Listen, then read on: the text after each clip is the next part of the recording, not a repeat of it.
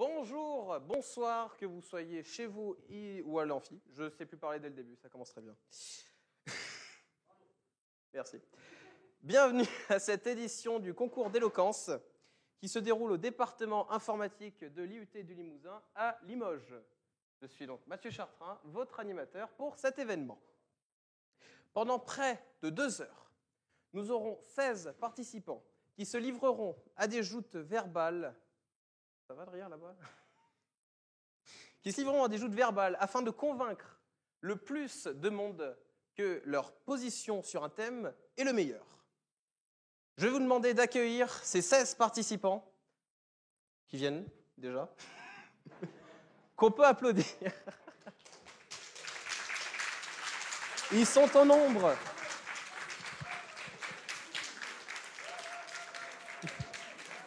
Ils sont donc au nombre de 16. Nous avons Théo Vergne, Gaëtan Boisbaumann, Aurel Rasker, Florent Rajoy, Florian Conti, Béram Goxen. Je vais me mettre à un endroit pour qu'on ne me voit plus. Voilà. Tac. Voilà. Maya Loridan, Paul Rezonico, Thomas Breil, Lucas Péalport, Paul Rivière, Erwan Bourgeot, Raphaël Herbepin, Nicolas Bouget, Mathéo Nadler-Campourcy et Samuel Rigaud. Voilà.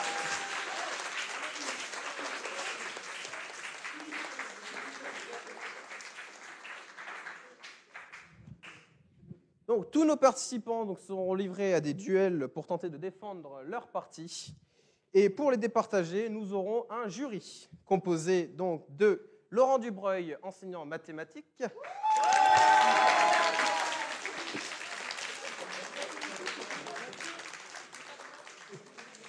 Marie-Sophie Fajol, responsable communication de l'IUT,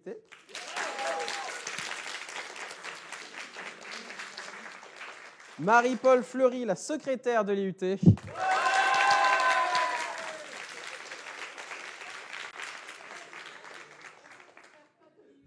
oh oui, de tout. Oh oui. Secrétaire info. Christina Honnête, professeure de réseau et de sécurité.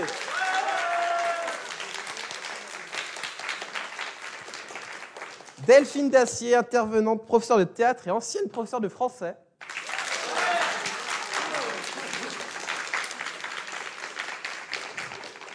Isabelle Blasquez, professeure en développement et compétences agiles.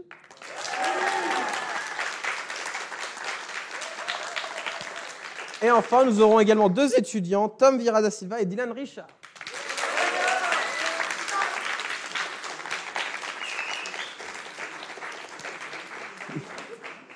Ce sont donc le jury qui décidera qui continuera l'aventure en finale, mais vous aussi, le public, que vous soyez ici ou à la maison, vous pourrez voter avec le QR code qui sera affiché à ce moment-là ou avec un lien qui vous sera envoyé. Voilà. Donc merci, vous pouvez descendre pour le moment. Vous pouvez vous barrer. Voilà.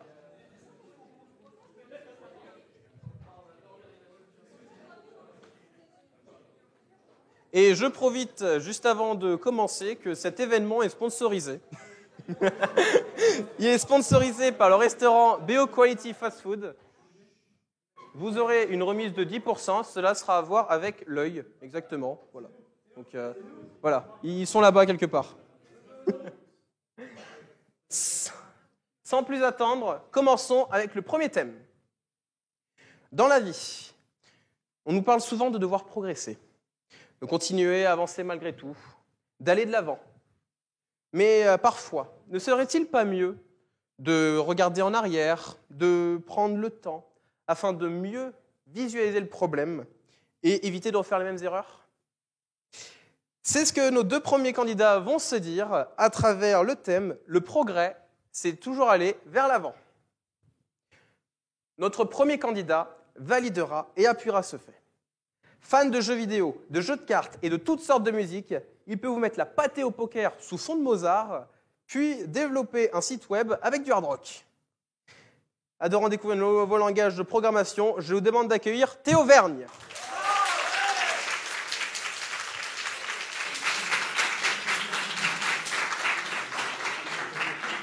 Face à lui, un fan de la cybersécurité, capable de réfléchir à des moyens de renforcer son ordi tout en jouant de la guitare sur son canapé. Venant de Périgueux et ayant un intérêt pour le street art, voici Gaëtan Boisbaumann.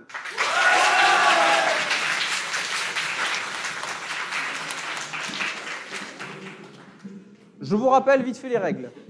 Vous avez 2 minutes 30 chacun pour convaincre le jury et le public avec vos opinions.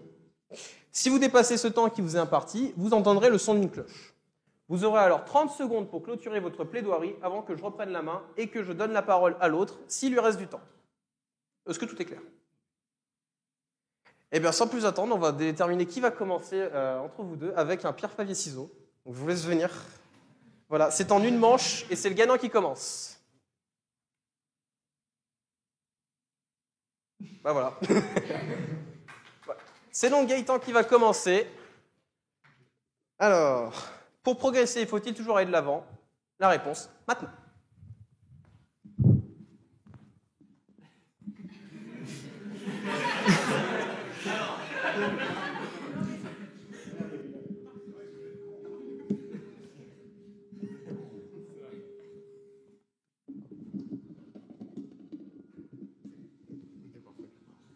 Pour les autres,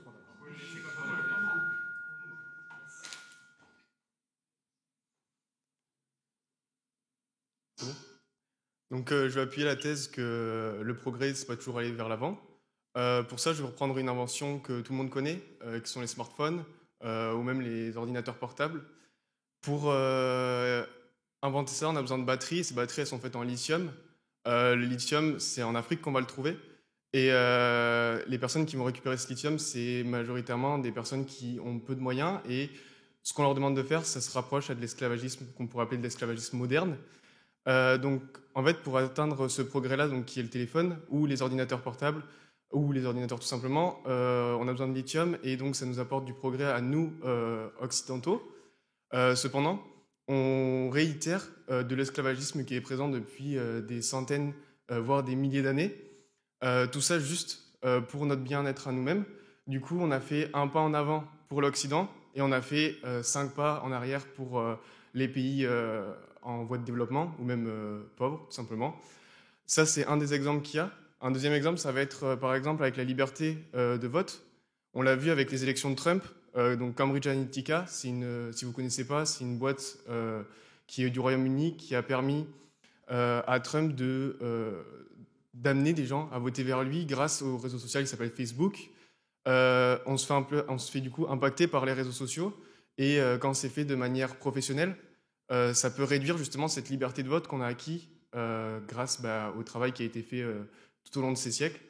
Et donc le progrès, pour moi, c'est pas toujours aller vers l'avant, bien évidemment. Le progrès, c'est aller vers l'avant, mais à chaque fois, on a besoin de revenir en arrière pour essayer de corriger les défauts qu'on n'aura pas vus, et pour en fait, essayer de réellement aller vers l'avant. C'est souvent aller en avant, un pas en avant et un pas en arrière, voire 2 pas en arrière.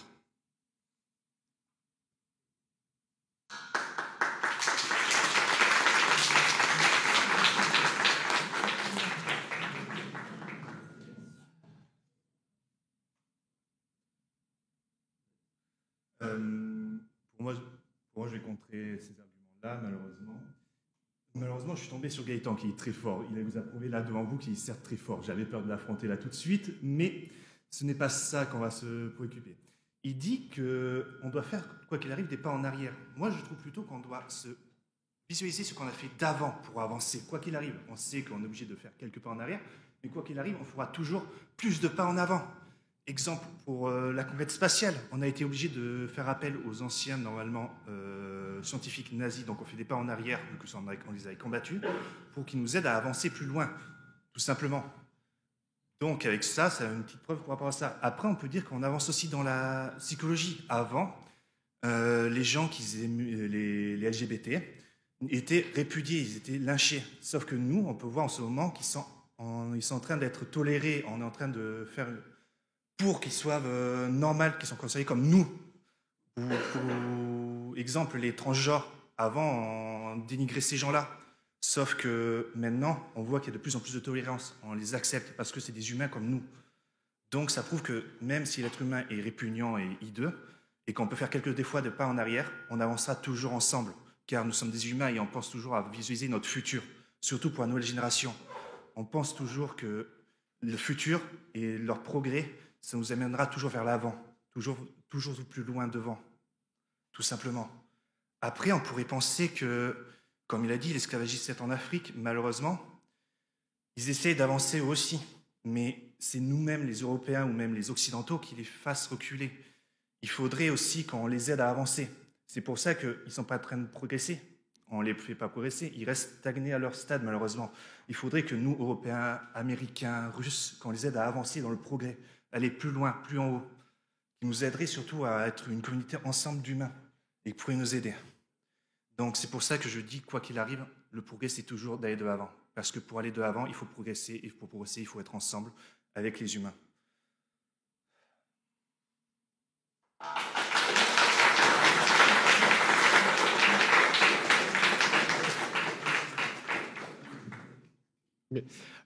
Du coup, juste pour revenir sur ce que j'ai dit, bien évidemment, il y a des avancées qui font qu'on va tout le temps vers l'avant et qu'il n'y a pas de retour en arrière. J'ai juste pris des exemples d'avancées parce qu'en fait, le sujet, c'est ça va toujours vers l'avant et c'est pour montrer que ça ne va pas toujours vers l'avant. Et pour reprendre donc l'exemple de la conquête spatiale, il y a quelques années de ça, on pensait, même pendant la guerre froide, que c'était toujours aller vers l'avant. C'était justement c'était même une guerre d'ego en fait. Sauf que maintenant, on se rend compte avec le dérèglement climatique que la conquête spatiale, ça pollue énormément. Et donc, on est obligé de revenir en arrière pour trouver des carburants qui pollueront moins, faire des conquêtes spatiales en réutilisant, par exemple, les propulseurs, comme SpaceX a fait. Et tout ça, justement, c'est le fait de on va en avant, mais on est obligé de revenir en arrière pour pouvoir réellement faire des avancées.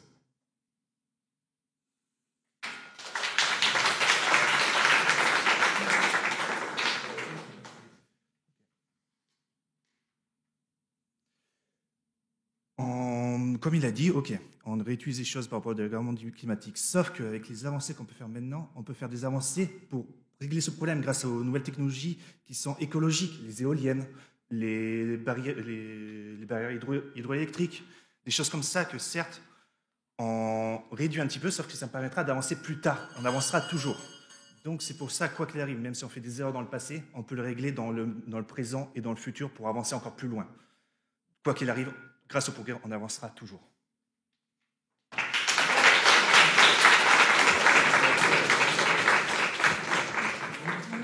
Merci. Merci à vous deux. Sans plus attendre, passons au prochain thème. Dans beaucoup de mythologies, nous entendons parler de la mort, sous plusieurs formes. La faucheuse, Anubis, Hadès, ou l'Ankou, pour n'en citer que quelques-uns. Certains la redoutent, d'autres la prient. Mais d'autres la prient selon les croyances, en espérant que cette dernière étape se fera en douceur. Enfin, cette dernière étape. C'est ce sur quoi vont débattre nos deux prochains candidats. Sur le thème « La mort et le dernier passage de la vie ». Pour ce qui est du côté pour, accueillons un fan de jeux vidéo qui aimerait en développer pour nous faire ressentir ce que lui-même ressent lors de ses parties. Appréciant les histoires un peu sombres, cela lui servira peut-être pour ce thème.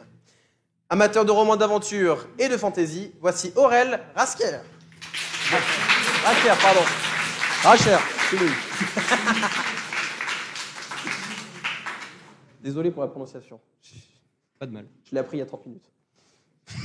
T'as eu 30 minutes pour pratiquer. Du côté de l'opposition, se tiendra un cultivé, continuant encore et toujours de faire grimper ses connaissances culturelles.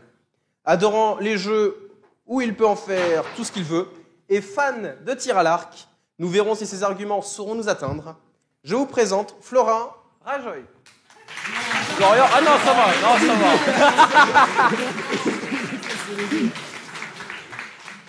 Je suis le pire présentateur. Je confirme. Bon, voyons voir avec quelle opinion nous débuterons. Sont les contre. La mort est-elle la fin de tout, le dernier passage de la vie? La réponse, tout de suite.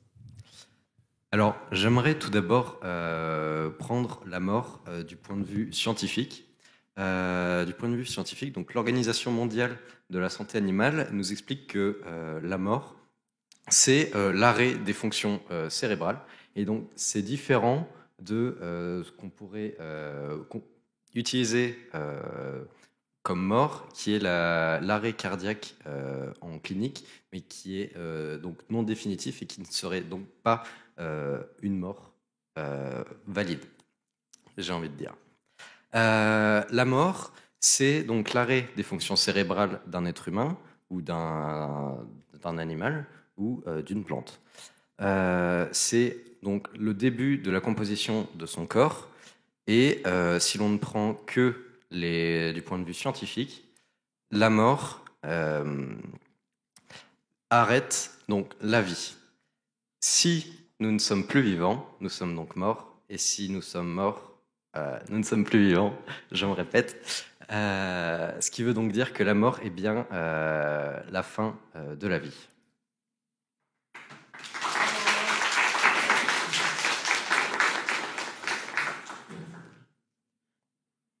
Du coup, je vais reprendre ces arguments en citant encore une fois de la science, mais cette fois on va aller un peu plus loin que juste la mort d'un seul individu. Parce que très simplement, tous les individus meurent. Ok, on est d'accord, mais sauf que si un individu meurt, souvent d'autres naissent. Et du coup, on pourrait voir ça comme un cycle.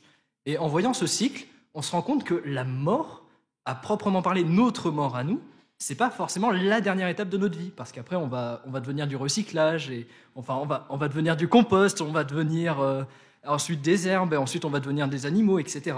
Donc au final, déjà rien que ce point de vue scientifique peut être controversé et ainsi contrebalancé très simplement par ce cycle de la vie. Mais nous allons aussi, je vais pouvoir aussi vous mettre une autre idée en tête, c'est la mort du point de vue religieux, du point de vue idéologiste, où dans laquelle on va très souvent associer notre corps avec une âme, et cette âme, une fois qu'elle est morte, enfin une fois que notre corps est considéré comme mort, cette âme va s'envoler et faire une autre vie, et du coup on pourrait voir ça comme une étape suivante de notre vie, l'étape où on va, pour certaines religions, aller aux cieux et d'autres points de vue du genre. Cependant, malgré ce point de vue religieux, toutes les religions ne croient pas en l'âme. Par exemple, le bouddhisme ne croit pas en l'âme ni en l'existence d'un Dieu suprême. Il croit seulement en la réincarnation. Dans ce cas-là, la réincarnation n'est pas la continuité d'une vie. C'est le départ d'une autre vie. Ce n'est pas donc la continuité de la vie qui vient de se terminer avec cette mort. C'est une autre vie complètement différente et ce n'est pas la continuité, ni la suite, ni la prochaine étape d'une vie. Donc je suis d'accord, il y a des histoires de réincarnation. Cependant, on le voit comme une vie différente, mais si la personne a conscience, enfin la personne ou l'être qui a été réincarné a conscience qu'il a été réincarné, ça veut dire bien qu'il y a un souci sur le fait que la mort serait la dernière étape de la vie. Donc, pour toi, il existe des personnes qui ont conscience d'avoir été réincarnées.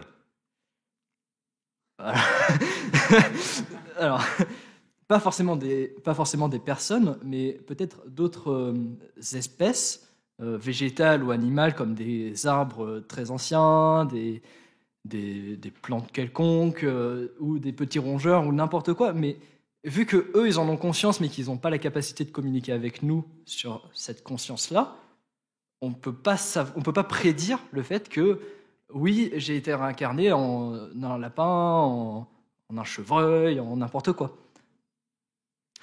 Donc, selon toi, il existe certaines espèces qui peuvent être réincarnées et qui ont conscience d'avoir été réincarnées. Mais dans ce cas-là, pourquoi ces espèces referaient les mêmes erreurs, par exemple, que dans leur vie précédente? Je prends l'exemple d'un arbre qui pourrait essayer de pousser dans un désert là où il n'y aurait pas assez d'eau. Si il est déjà mort dans ce même désert et qui n'a pas réussi à pousser, qu'il est mort très jeune, il ne va pas essayer de repousser, encore une fois, dans ce désert, logiquement. Alors, oui et non, parce que par d'autres espèces, je veux dire, par exemple, un être humain peut se réincarner en un animal ou en un végétal. Et du coup, l'être humain, il avait conscience de ça et il pourrait éviter de faire ces erreurs comme tu le prédis.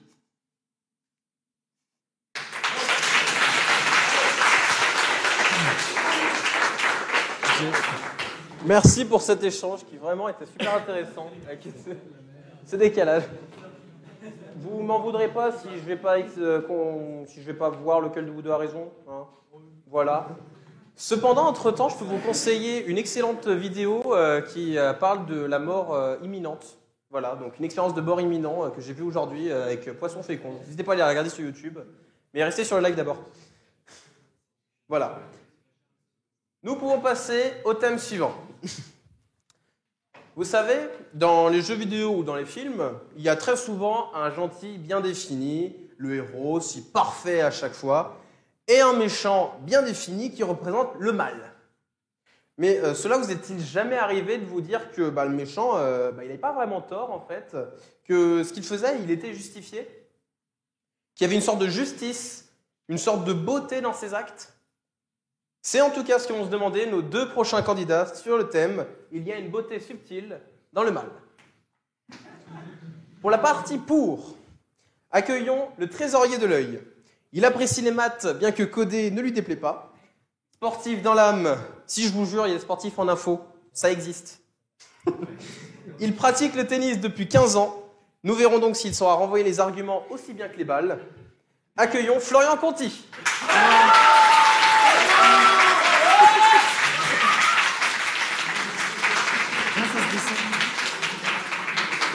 Pour la partie contre, il nous vient d'Aubusson en Creuse.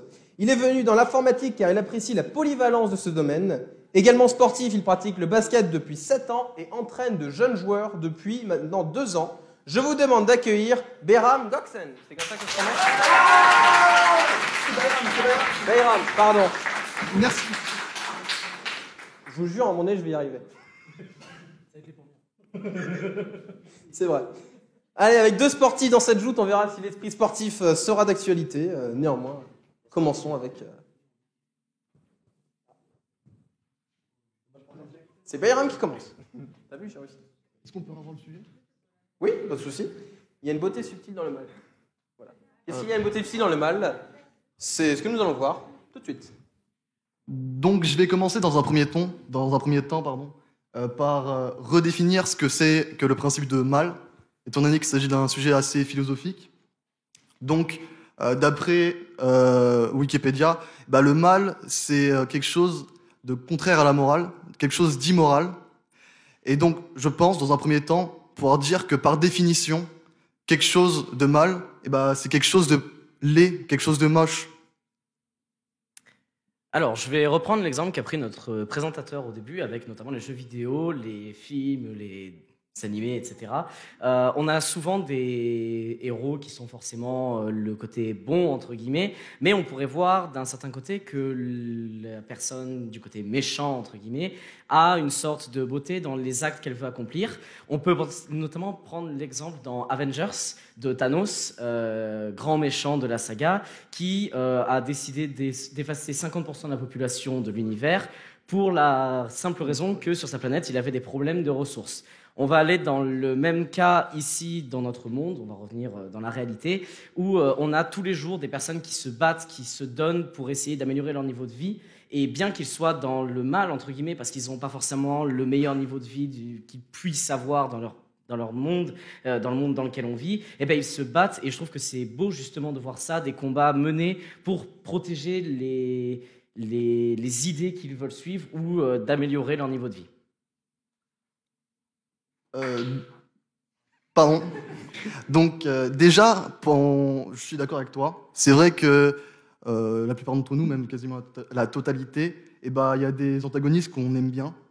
Mais je pense qu'il ne s'agit pas forcément du fait qu'ils soient mauvais. C'est plus profond que cela. En effet, je pense pas qu'un antagoniste dont le seul but est de créer le mal, de faire du mal, serait apprécié. C'est plus son passé. Pourquoi est-ce qu'il fait cela? À quel but? Et justement, en parlant de Thanos, et tout ce qu'il y a derrière le fait de faire du mal. Et souvent même, c'est relié à faire du bien. Parce que quand tu fais du mal d'un côté, tu fais malheureusement du bien d'un autre côté. Je vais prendre par exemple une des citations de Socrate qui dit que nul n'est dans le fond mauvais. Je pars de cela pour dire que on n'est pas mauvais par nature, comme je l'ai dit tout à l'heure. Quand j'ai défini le mal, j'ai parlé de quelque chose d'immoral. C'est pas pour rien que dans certaines religions, le mal est interprété par des créatures ou des choses dans ce genre qui sont la définition incarnée de quelque chose de mauvais, quelque chose qui n'a plus rien de bon. Je suis tout à fait d'accord avec toi, je vais t'accorder ce point-là, c'est tout à fait vrai.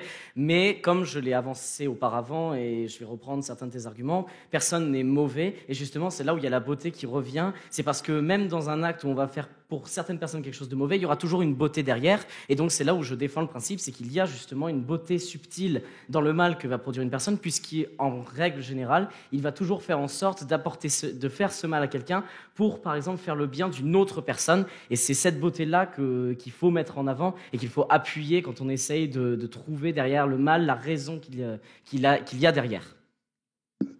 C'est vrai. Mais dans ce cas-là, on ne parle pas forcément du mal en soi.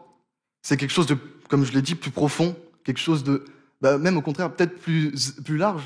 C'est derrière le mal, comme tu l'as dit avec différents antagonistes. C'est le fait qu'on apprécie certains antagonistes vient du fait justement que à la base, il leur arrive quelque chose et que justement ils font pas le mal pour rien. Et donc c'est pas le mal qui est beau en soi.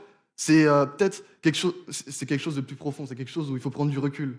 Et c'est là qu'est important le mot du sujet subtil, puisque c'est la subtilité de la beauté derrière le mal qu'il faut pouvoir mettre en avant. Et donc, comme tu le dis, c'est quelque chose de profond et c'est quelque chose de subtil et donc quelque chose qui ne se voit pas aux premiers abords et qu'il faut rechercher. Donc, en effet, c'est quelque chose de plus profond, mais ça fait partie de la raison pour laquelle la personne fait le mal. Je pense personnellement que non. D'accord, moi je pense personnellement que oui.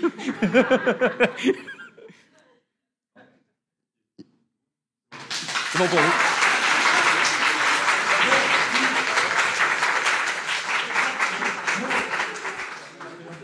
C'était la meilleure clôture de plaidoirie que j'ai jamais vue.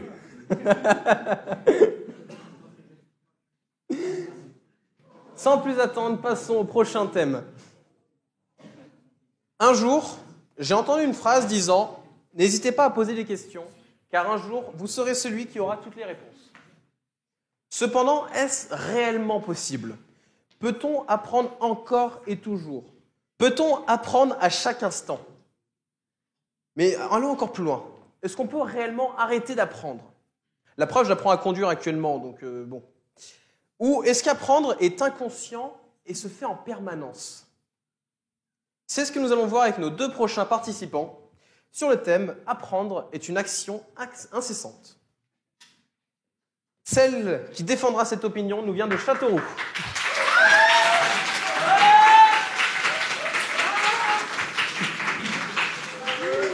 Appréciant les jeux de rôle, elle se dit deux là-dedans, bien qu'étant restée dans le coma à la moitié de la partie. Dessinatrice de renom, on lui doit l'illustration au dos des suites de l'œil, dont elle fait partie en tant que responsable des événements. Future rédactrice en chef du Log Magazine, voici Maya Loridan.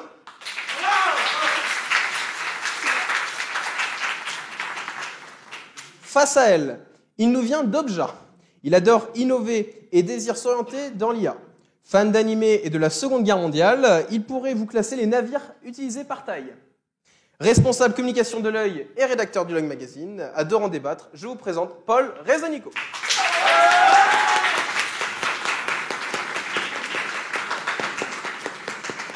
Deux membres du Log Mag, deux membres de l'œil, deux fans de JDR, ça promet un beau duel. Qui va commencer par la détermination de qui débutera? On a dû lancer des D4. J'en ai si vous voulez.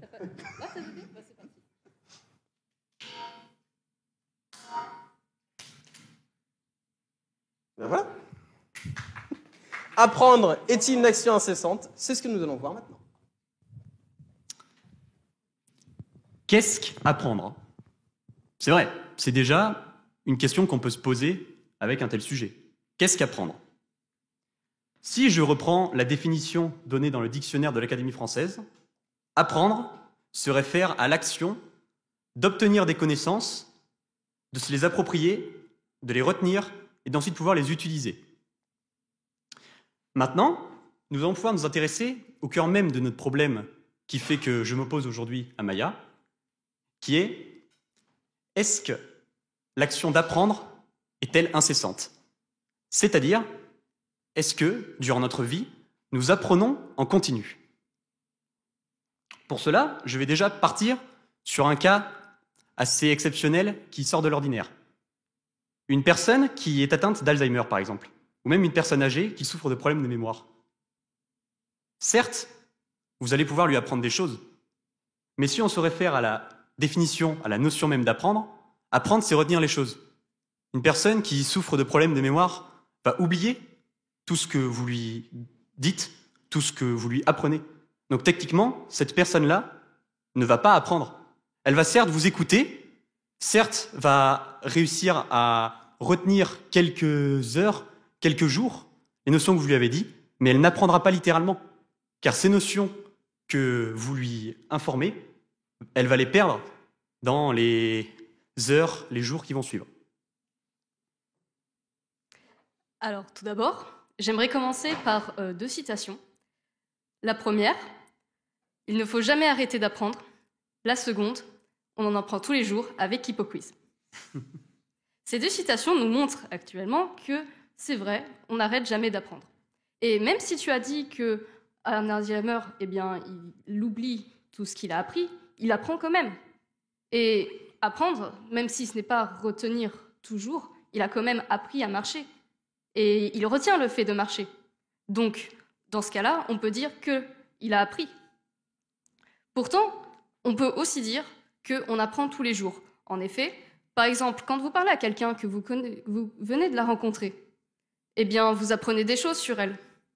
Pourtant, on ne se dit pas « Oh tiens, j'apprends quelque chose ». Eh bien si, parce qu'elle peut aussi vous apprendre des choses culturelles. Car oui, la culture, c'est apprendre des choses. Chaque fois, il y a un livre, une nouvelle musique, un nouveau film, quelque chose qui sort qui va étendre votre culture. Dans ce cas-là, on peut dire que l'action d'apprendre est incessante. Pour ce qui est de parler des gens et des apports de la culture que les personnes peuvent donner, je suis totalement d'accord avec toi. Et même aujourd'hui, en plus, nous sommes tous en informatique, nous connaissons le milieu de l'informatique, bien sûr. Et donc, forcément, apprendre, c'est sûr que c'est quelque chose aujourd'hui qui est partout, bien sûr. Avec les moyens qu'on a aujourd'hui, on apprend souvent. Mais il ne faut pas oublier que notre sujet est apprendre est une chose incessante. Incessante, c'est-à-dire qu'il ne s'arrête jamais. Personnellement, nous approchons de la fin de l'année et j'ai eu l'occasion de devoir, ces dernières semaines, travailler énormément pour rendre des rapports, par exemple. Je peux te dire qu'après avoir appris tout ce que j'ai appris dans les cours, j'ai eu bien envie de me vider la tête et de ne plus rien faire. Donc de ne plus apprendre littéralement. Par exemple, je suis allé courir autour d'un stade. Alors là, bien sûr, Maya, tu pourrais me dire, oui, mais quand tu es allé au stade, tu as appris à mieux te connaître, par exemple. Personnellement, je ne fais pas partie des gens qui philosophent quand ils courent. Quand je cours sur un stade, je cours. C'est tout. Je le conçois. Seulement, ne plus vouloir apprendre ne veut pas dire que tu n'apprends plus. Tu vois toujours des choses, tu observes autour de toi. Tu as appris, par exemple, où se trouvait un tel bâtiment, si il y avait des fleurs, etc. C'est vrai que tout de suite, tu ne réfléchis pas, tu ne vas pas te dire « Tiens, c'est vrai qu'il y avait ça », mais inconsciemment, tu vas l'apprendre. Tu vas te dire « Tiens, il y avait cet oiseau, et cet oiseau peut voler ». C'est fou ça, c'est incroyable les oiseaux seuls. Mais pourtant, dans la science, on peut aussi apprendre que certains animaux ne peuvent pas voler. Alors, c'est vrai que là, tout de suite, vous m'avez perdu. Mais ce que je veux dire, c'est qu'en science, il y a toujours une nouveauté. Donc, les scientifiques apprennent toujours quelque chose. Il y a toujours quelque chose de nouveau. Par exemple, on a appris récemment comment... Bon, j'ai oublié, mais on apprend... Excusez-moi, j'ai oublié, mais il y a toujours des nouveautés et il faut savoir que du coup, on apprend toujours. Par exemple, quand on regarde les informations, il y a toujours une nouveauté. On apprend par exemple qu'il y a eu un incendie, on apprend que telle personne a été élue dans tel pays, etc., etc.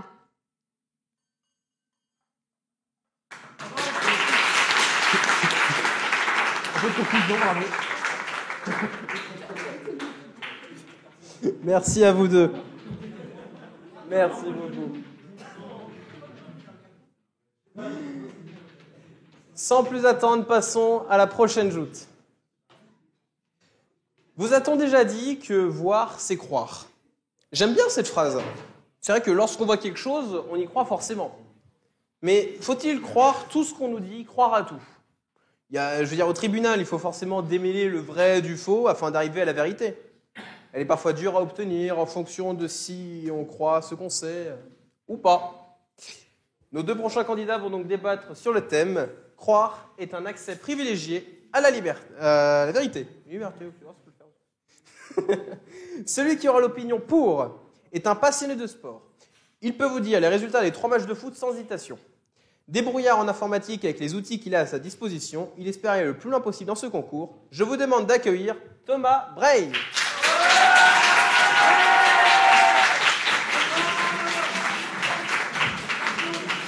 Face à lui, nous avons un passionné par l'informatique depuis l'enfance qui a la sensation de travailler pour bâtir l'avenir à travers son code. Ne vous inquiétez pas, il ne reste pas toujours sur sa chaise car il aime aussi le voyage, l'automobile et fait du sport. Je vous demande d'accueillir Lucas Pialport.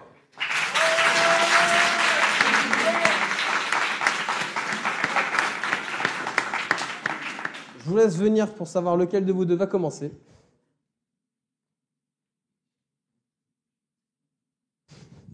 Très bien. Croire est-il un accès privilégié à la liberté? C'est le débat de la joute qui commence. Bonjour à tous, bonjour cher jury, bonjour cher public, bonjour chers contradicteurs.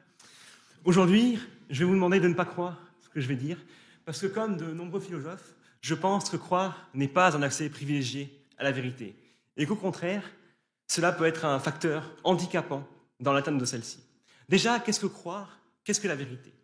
Une croyance, c'est avoir la foi en quelque chose ou en quelqu'un sans raison logique derrière, et être convaincu de quelque chose, être convaincu d'une vérité, notre vérité, sans avoir d'arguments objectifs pour valider celle-ci. Ainsi, une croyance, ce n'est pas la vérité, mais bien une opinion personnelle, nous ne nous y trompons pas. La vérité, tant qu'à elle, j'ai bien dit la vérité, une vérité est quelque chose de personnel, alors que la vérité est quelque chose d'universel.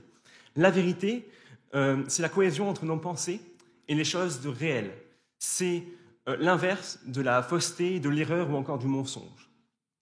Ainsi, nos croyances dans notre réflexion pour arriver à la vérité sont des facteurs handicapants car elles nous enferment dans des illusions, dans des connaissances erronées qui nous sont inculquées par notre culture, par notre éducation dès notre enfance. À l'inverse, pour atteindre la vérité, il faut s'éloigner de notre avis subjectif et ainsi déposer nos opinions et notre foi sur le côté pour prendre en compte seulement des éléments objectifs et factuels pour briser nos chaînes et créer ainsi un terrain fertile à la vérité et à la découverte de nouvelles connaissances. Donc bonjour à tous, je vais commencer tout simplement en revoyant un peu, parce que je n'ai pas vraiment la même définition que toi de la croyance et de croire. Pour moi, croire, c'est penser que quelque chose est vrai, qu'on ait des preuves ou non. Et tu disais que croire, c'est quelque chose qui est infondé et qui peut biaiser notre vision des choses. Donc, il faut que tout ce qu'on pense vrai ait des preuves qu'on puisse lister. Personnellement, je ne suis jamais allé dans l'espace, pourtant, je peux assurer que la Terre est ronde. Je le crois, bien que je n'en ai pas des preuves. Je ne l'ai jamais prouvé. Tu penses la même chose ou pas? Effectivement, on est parfois amené à croire des scientifiques, des mathématiciens. Cependant, je pense qu'on n'a pas forcément effectivement la même définition de la vérité et de la croyance. Par exemple, certains grands philosophes pensent même que la vérité n'est même pas atteignable. C'est vraiment pour ça que j'ai fait la différence entre une vérité qui est la vérité pour certaines personnes et la vérité qui est la vérité absolue, universelle.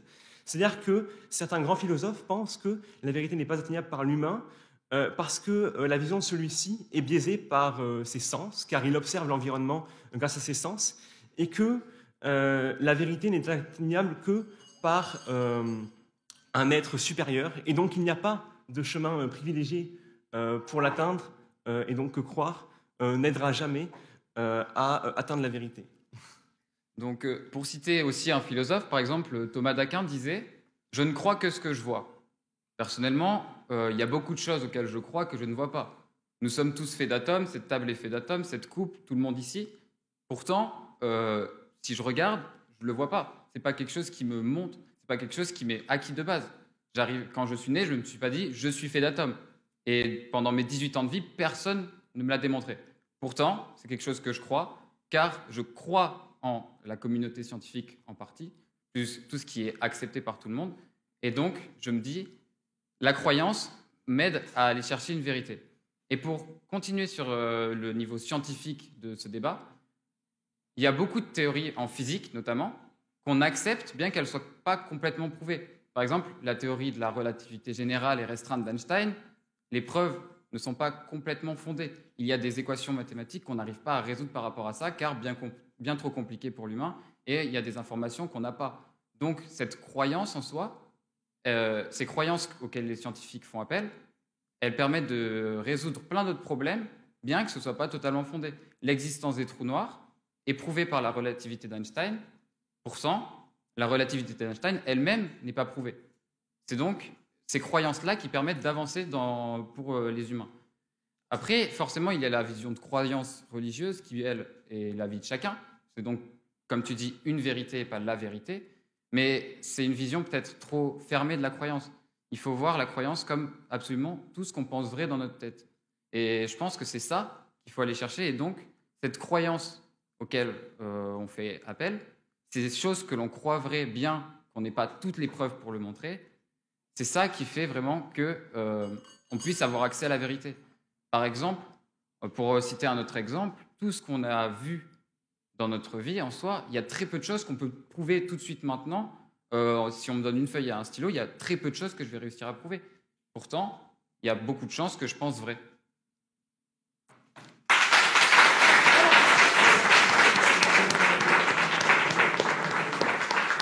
Merci à vous deux. Merci beaucoup. Nous allons pouvoir passer au prochain duel. Ceux qui me connaissent savent que je suis un grand fan de Sonic. J'attends d'ailleurs avec impatience le prochain jeu. Et d'ailleurs, des vidéos montrant des bouts du jeu sont sorties. Cependant, beaucoup se sont mis à le juger, disant qu'il n'était pas bon, pas fini, avant d'avoir réellement pu y jouer. Ils ont donc émis un avis sans l'avoir essayé. Et du coup, est-ce une bonne chose? Est-ce qu'on peut donner un avis sur un jeu complet? Tout comme, est-ce qu'on peut donner un avis sur une activité que l'on ne pratique pas? Nos deux participants vont donc devoir débattre sur cette affirmation. Il faut du vécu pour avoir un avis de tout. Celui qui défendra ce point nous vient de Poitiers. Passionné par le fait d'apprendre dans l'informatique, il fait tout un tas de sports variés, mais pratique aussi du piano, du dessin et de la modélisation 3D. Également responsable communication de l'œil, il espère se dépasser durant ce concours. Je vous présente Paul Rivière.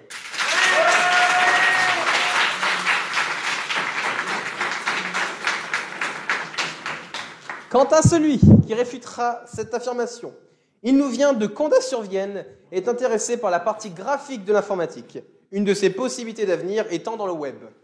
Rédacteur correcteur du Logmag et secrétaire de l'œil, il s'investit dans la vie active de l'IUT. Je vous présente Erwan Bourgeot. C'est moi.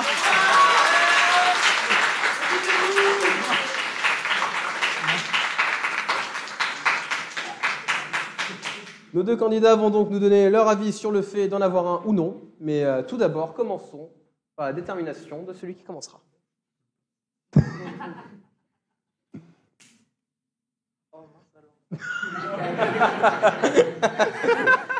Bien, Paul. Bon courage. Faut-il du vécu pour avoir un avis de tout? Le débat est ouvert. Bonne chance à vous deux. Bonjour, cher jury. Bonjour, public. Ouais, ça passe. Comme ça, c'est mieux. Regarde. Alors, il faut avoir du vécu pour avoir un avis sur tout. Le vécu, c'est quoi? C'est vous, aujourd'hui, vous êtes différent de ce que vous étiez hier. Vous avez appris. À votre naissance, vous ne saviez rien. Vous avez évolué, vous avez grandi, vous avez appris à marcher, vous avez appris à parler. C'est ça, le vécu, c'est la connaissance. C'est ce qui fait de ce que vous êtes aujourd'hui. La vie, qu'est-ce que c'est? C'est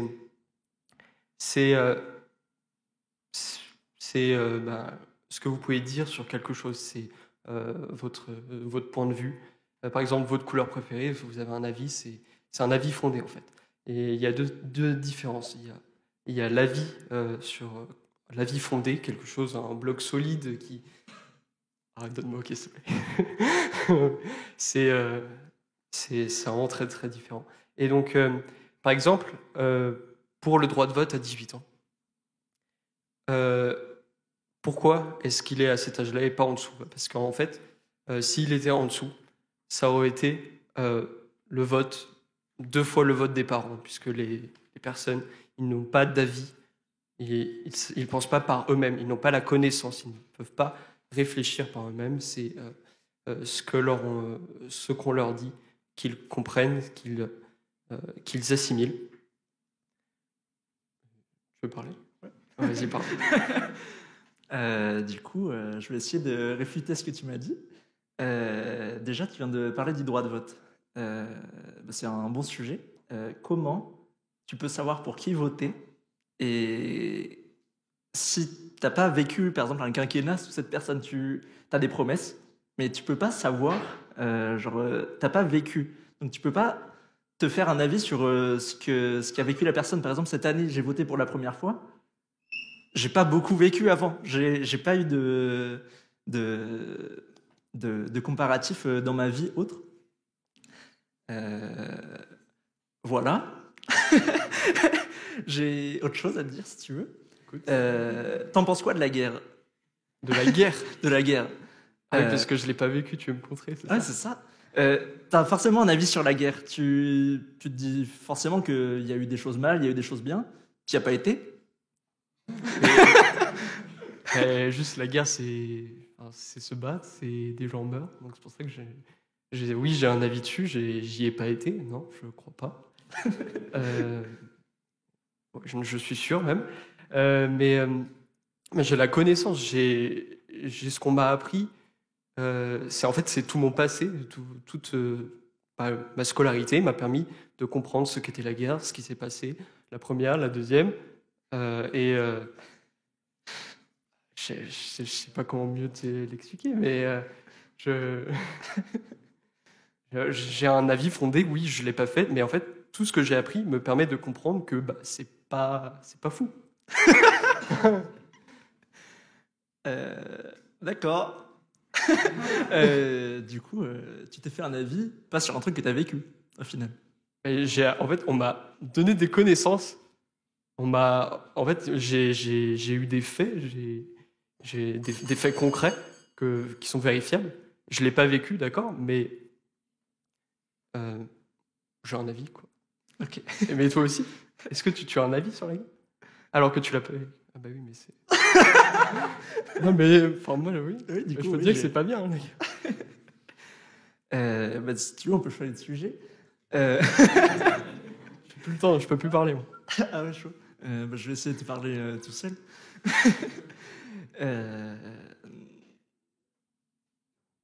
Ouais.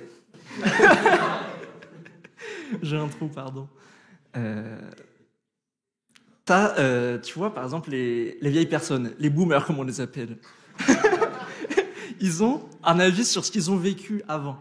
Ils ont vécu les maîtres qui tapaient sur les doigts avec les règles, ils ont vécu plein de choses pas cool à première vue, parce que eux, ils l'ont vécu, mais certains voudraient y retourner, parce qu'ils se disent que c'était mieux avant, parce que eux, ils l'ont vécu, que ça s'est bien passé, et que maintenant, les générations de maintenant sont défaillantes, et voilà. Mais qu'est-ce qui leur fait dire que leur avis, c'est le bon? Parce que d'accord, ils l'ont vécu, mais ça ne veut pas dire que qu'ils détiennent la vérité. Et un avis, c'est pas vrai ou faux, hein, c'est ce que tu penses. Ok, ouais, de fou. Ouais. Ok, bien joué. Chapeau. Moi, je m'arrête. Vous êtes géniaux.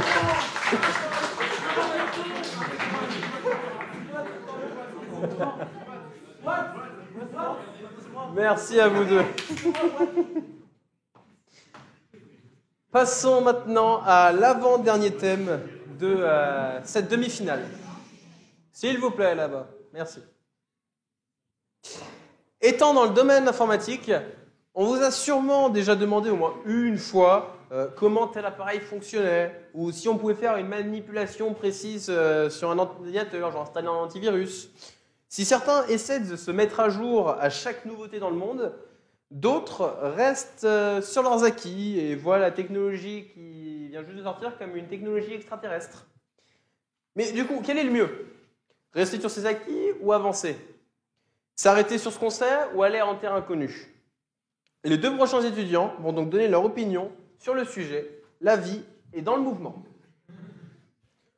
Pour ce qui est du côté pour, nous aurons un fan de musique ayant joué du piano et du violon au Conservatoire de musique de Limoges. Stratège dans l'âme, appréciant casse-tête et échecs, il a remporté le tournoi d'échecs du département. Ayant toujours 3 coups d'avance sur ses adversaires, nous verrons si cela suffira dans cette joute. Voici Raphaël Herbepin.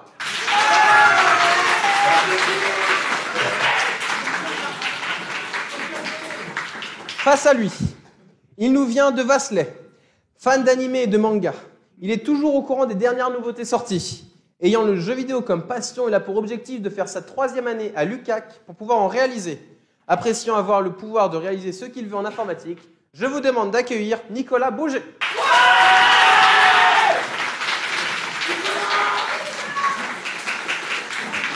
Je vous laisse tous les deux venir pour savoir lequel de vous deux commencera. Les règles ne changent pas. C'est donc Nicolas qui commencera cette joute. Peut-on dire que la vie est dans le mouvement? La question est posée à nos candidats. Bonne chance. Je vais donc commencer avec quelque chose de simple. Donc prenons l'exemple du coup d'une personne qui est dans le coma. La personne qui est dans le coma va être en vie. Mais elle est en vie, mais elle ne bouge pas vu qu'elle est dans le coma. Donc la vie n'est pas forcément dans le mouvement. Qu'est-ce que tu en penses toi, du coup? Alors, tout d'abord, bonjour cher public. Bonjour cher jury, bonjour chers opposants. Je commencerai en citant cette phrase de Léonard de Vinci. Le mouvement est le principe de toute vie. Mais tout d'abord, posons-nous la question, qu'est-ce que la vie? Quelle définition pouvons-nous y donner? Donc la vie, d'un point de vue métaphysique, correspond à l'ensemble des phénomènes qui constituent donc chaque organisme de sa naissance à sa mort. Si l'on prend la vie d'un point de vue microscopique, ce qui nous constitue, à savoir des cellules,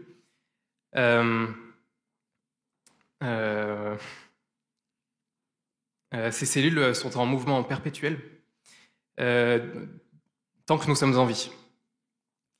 En effet, un être mort voit ses cellules se dégrader petit à petit. Par conséquent, ce phénomène démontre que la vie, en tant que telle que nous la concevons, est continuellement dans le mouvement. En fait. Et pour te répondre, effectivement, nous pouvons dire qu'une personne dans le coma ne peut plus bouger, donc elle n'est plus dans le mouvement, littéralement parlant. Mais si l'on prend donc, comme je l'ai dit, la vie d'un point de vue métaphysique, en fait, ces cellules fonctionnent toujours, ces cellules sont toujours là et sont toujours en mouvement. Donc, même si cette personne est inerte, elle est toujours en vie et ces cellules fonctionnent. Donc, nous pouvons dire que cette personne est dans le mouvement car ces cellules le sont. Elle n'est pas décédée et ces cellules sont toujours là. Et du coup, je vais prendre l'exemple du coup des plantes. Les plantes, pareil, elles ne sont pas non plus elles ne bougent pas. Pourtant, elles vivent très bien, elles grandissent, elles se nourrissent du coup de différents composants qu'ils récupèrent généralement dans la terre grâce aux racines ou grâce à la pluie. Mais pourtant, les plantes ne vont pas bouger, elles vont tout de même vivre. Et puis, on peut même parler, on peut aussi changer le sens de mouvement, puisqu'il n'est pas forcément très clair, c'est pas forcément se déplacer. On peut aussi, par exemple, parler d'un mouvement politique. Et ce n'est pas parce que quelqu'un ne fait pas partie d'un mouvement politique ou même d'une manifestation que ça veut dire que la personne ne vit pas. Elle peut très bien continuer à vivre sa vie sans s'intéresser forcément à la politique, à vivre tranquillement sa routine. Alors, tu as raison. Cependant, lorsque l'on parle de mouvement, donc de façon générale, comme je l'ai dit, donc pour revenir sur les plantes, je reprends l'exemple des cellules. Tant que la plante n'est pas morte, n'a pas été arrachée et complètement décomposée, ces cellules continuent de vivre. C'est la même chose que pour les êtres vivants animaux ou les hommes. Et par conséquent, une plante, de sa naissance à sa mort, si je puis dire, continue d'être en mouvement de par ses cellules. Et concernant donc les mouvements, et que dans la vie d'une personne, une personne puisse avoir des moments sédentaires et être statique dans son mode de vie, d'un point de vue physique, elle est toujours en mouvement. Donc, pour reprendre ce que tu dis, donc tu dis que là, toi, tu viens parler des cellules. Donc, ça prouve bien, du coup, enfin, on n'a pas du coup la même définition de la vie, parce que toi, tu prends la vie à l'état cellulaire, et moi, je prends la vie d'une personne, le quotidien d'une personne, ce que la personne va faire. Du coup, ce qui représente, du coup, en fait, tout ce qui l'entoure. Donc, par exemple, une personne qui va toujours faire la même chose dans sa vie, qui va aller travailler le matin, le soir va rentrer chez lui, va manger, va dormir, puis le jour d'après va faire la même chose. Donc ça devient une habitude en fait. Et du coup, est-ce qu'on peut vraiment parler de mouvement quand c'est toujours la même chose qui se répète? Le mouvement, c'est quand cela change. Donc par exemple, quand la personne, je sais pas, si jamais la personne est en couple et décide de se marier, ça va être un mouvement dans sa vie. C'est quelque chose qui va arriver une fois, qui n'est pas quotidien, qui ne fait pas partie de sa vie habituelle de tous les jours. Ou même encore, quelqu'un qui va avoir un enfant, c'est aussi quelque chose qui n'est pas normal. Et en fait, ça va faire du mouvement du coup dans sa vie, la vie qu'il va vivre tous les jours. Alors que de base, c'est juste une personne qui, chaque jour, va aller travailler, va se nourrir, comme j'ai dit tout à l'heure, pour pouvoir gagner sa vie et continuer de vivre.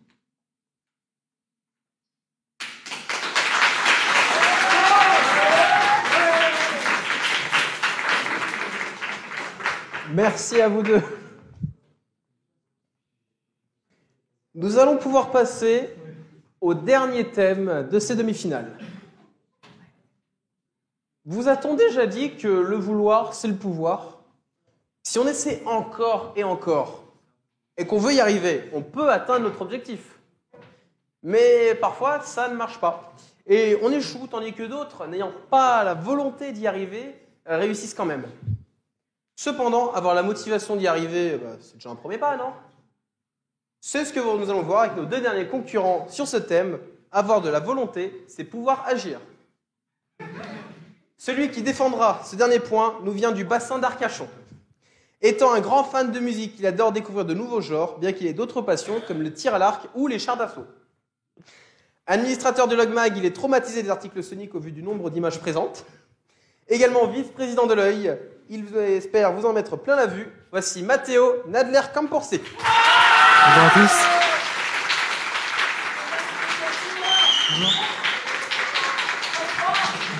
Celui qui l'opposera est également un membre du Logmag, rédacteur et secrétaire de réunion.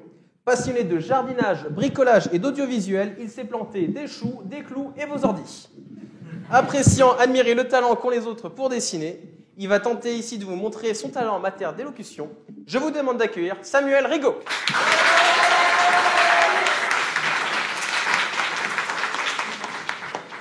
Je vous laisse venir pour savoir lequel de vous deux commencera.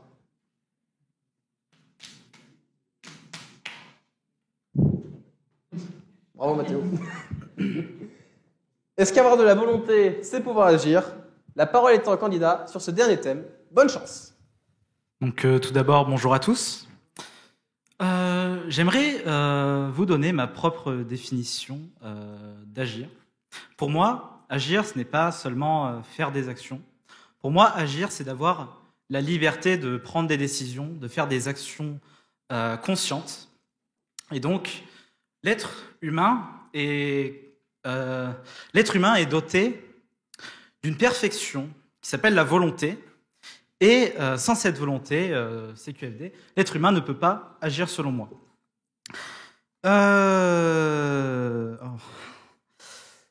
Je préfère te laisser continuer. Je vais réagir à ce que tu as dit. Ok, d'accord. Bah, du coup, comme tu l'as fait, je vais donner un peu ma propre définition de cette thèse. Tout d'abord, dans la question, c'est avoir de la volonté, c'est pouvoir agir.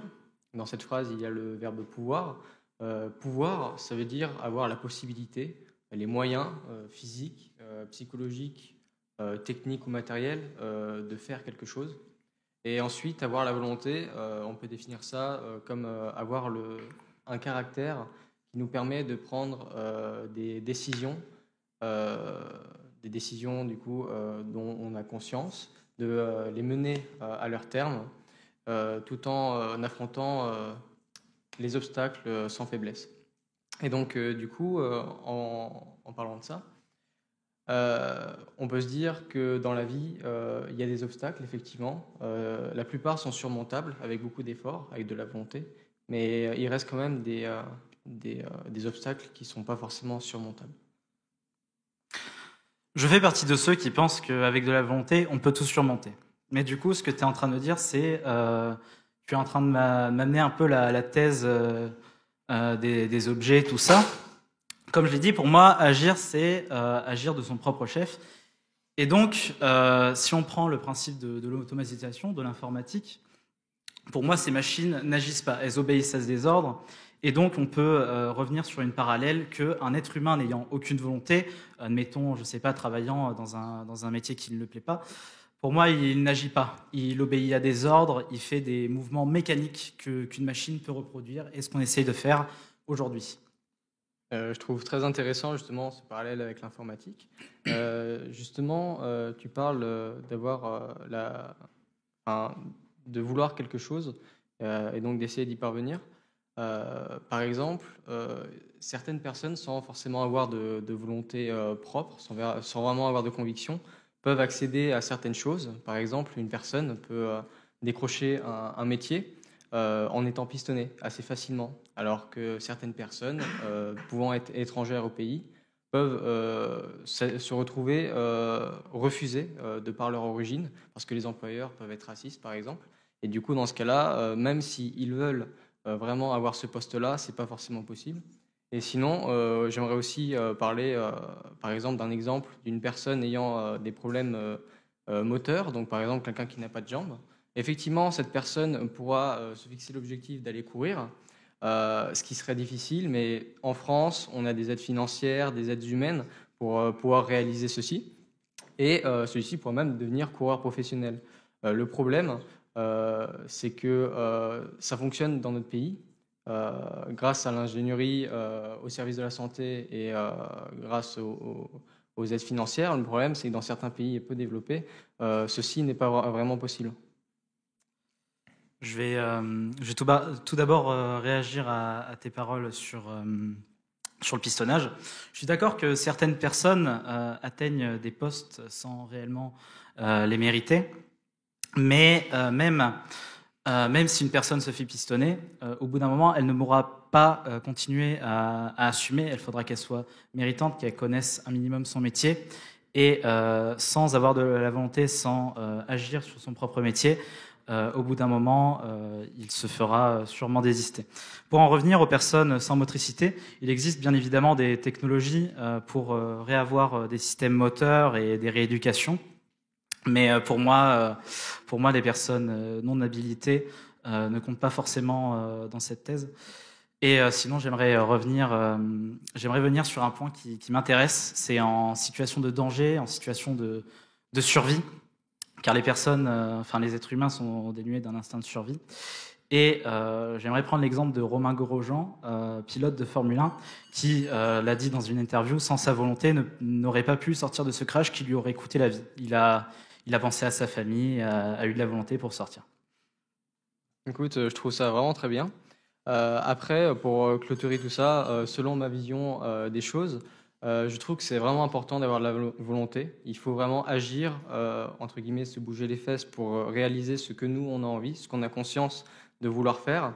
Le problème, c'est qu'il peut y avoir des freins dans notre vie, certains obstacles qui ne sont pas forcément surmontables. Et ça, c'est malheureusement dommage. Mais sinon, c'est vrai qu'avoir de la volonté, c'est bien. Mais par contre, ce n'est pas forcément ce qui va nous permettre d'agir en toutes circonstances. Merci à vous. C'était limite. J'étais limite. Donc, tous nos candidats ont donné le meilleur d'eux-mêmes pour montrer leur talent en matière d'élocution. Cependant, nous ne pouvons en garder que 8 pour la finale. Qui vous a le plus convaincu parmi tous les participants? Qui voulez-vous voir en finale? C'est l'heure du vote. Vous allez pouvoir élire nos finalistes à l'aide du QR code présent ici. Et vous allez pouvoir donc nous aider à départager, que vous soyez ici ou à la maison.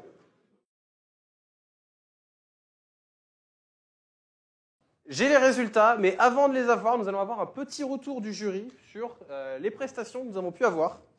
Donc, le premier retour sera sur la joute, opposant Théo Vergne et Gaëtan Boisbaumann sur le progrès, c'est toujours aller vers l'avant.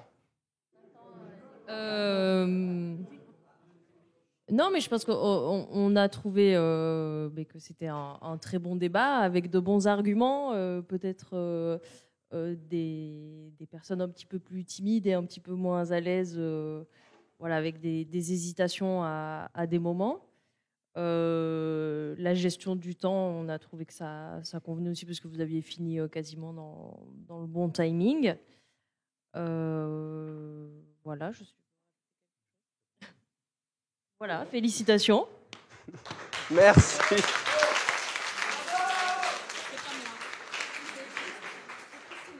La mort. La joute suivante, voilà, c'était sur la mort et le dernier passage de la vie. Alors, qu'est-ce que nous avons trouvé de ça? Premièrement, je félicite Aurel d'avoir pris vraiment au cœur son rôle. Il a réussi une performance qui s'adaptait à la stratégie de son adversaire sans jamais oublier son point de vue. Et c'est ça, c'était quelque chose d'assez rare. Donc, bravo. Pour l'argument en contre, j'ai trouvé quand même une très bonne idée de jouer sur le concept de la mort, disons, collective, entre guillemets. C'était l'un des peu arguments qui pouvaient quand même contourner les premiers arguments d'Aurel. J'ai trouvé qu'en fait, il y a eu beaucoup de belles échanges et retours. C'était une vraie joute, hein, de ce point de vue. Et on aime beaucoup les attitudes un peu relaxées. Donc, c'est difficile de convaincre sans montrer un enthousiasme, émotionnel. Mais vous avez réussi à le faire, donc bravo. Bravo, en effet. Le troisième thème était sur « Il y a une beauté subtile dans le mal ». Quel est votre avis dessus? Alors d'abord, félicitations à vous deux et à vous tous, parce que ce n'est pas un exercice facile. Concernant cette joute, en fait, les deux candidats ont bien débuté par des définitions, ce qui permettait effectivement de bien percevoir le point de vue de chacun et surtout quel était son point de départ. Et il y a eu une volonté d'échange. Alors, à mon point de vue, finalement, il m'a semblé qu'au final, vous défendiez la même idée. Parce que très souvent, l'échange a commencé par « je suis d'accord avec toi ». Voilà. Mais en tout cas, c'était agréable parce que justement, on était dans un dialogue et pas dans une opposition systématique. Voilà, j'aurais aimé peut-être que la notion de subtil soit abordée un tout petit peu plus tôt parce qu'il me semble que c'était là un point intéressant. Mais encore bravo.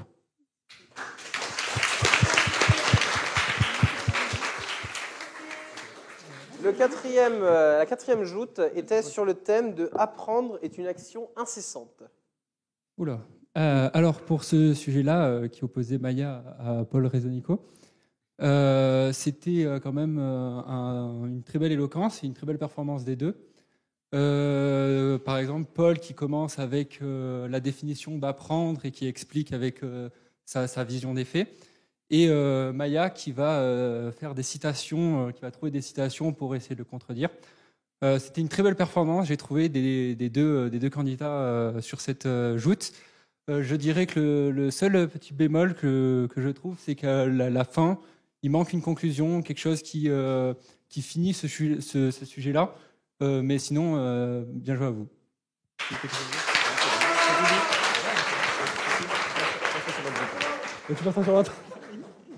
Le 5e sujet était sur croire est un accès privilégié à la vérité. Quel est votre avis sur les deux participants? Oui, bon, on a eu un bon petit échange entre vous deux, Thomas et Lucas, avec une bonne définition pour les deux. Vous avez bien fait une bonne joute entre vous deux.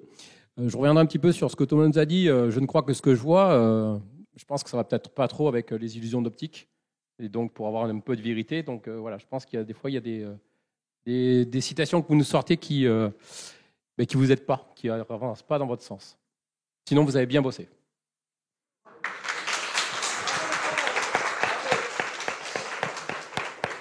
Le 6e thème était sur il faut du vécu pour avoir un avis sur tout, entre Paul Rivière et Erwan Bourgeot. Du coup, pour ce qui est de cette joute, donc les deux avaient des bons arguments, mais le problème c'est que c'était assez joyeux, mais ça manquait vraiment d'arguments dessus. Et en tout cas, c'était très drôle. Mais voilà, on aurait aimé plus d'arguments pour les deux et moins de blabla, de s'échanger des petits sourires et des petits mots doux, quoi.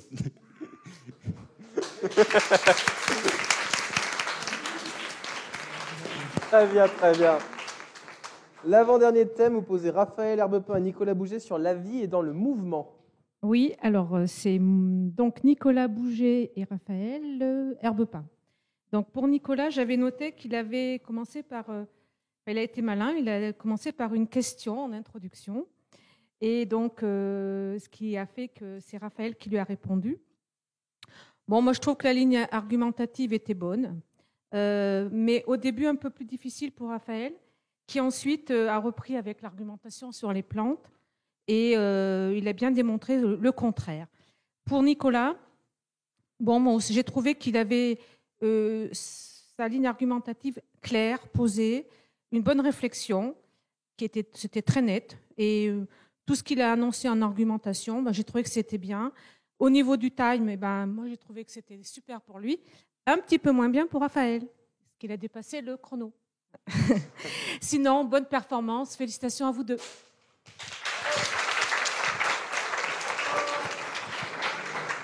Et enfin, la dernière joute qui opposait Mathéo et Samuel sur avoir de la volonté, c'est pouvoir agir.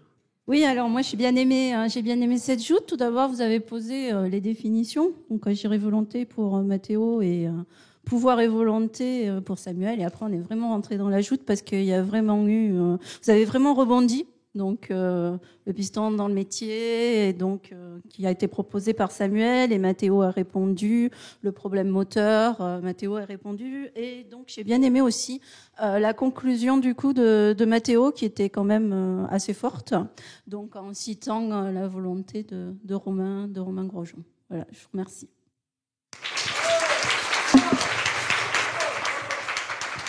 Merci.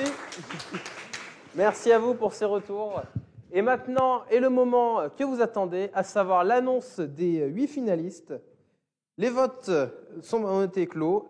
Nous avons maintenant la liste que j'ai juste devant moi. Je vais demander donc aux finalistes qui sont là de me rejoindre au moment où je les appellerai, bien sûr. Vous m'excuserez si j'écorche encore les noms, hein, vraiment, je suis désolé. Voilà, non mais je préfère préciser au cas où. Hein.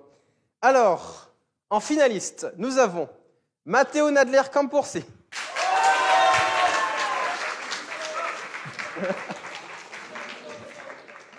Florian Conti. Gaëtan Boisbaumann. Paul Rezonico.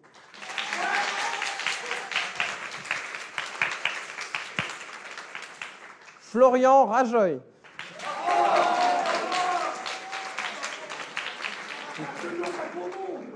Maya Loridan.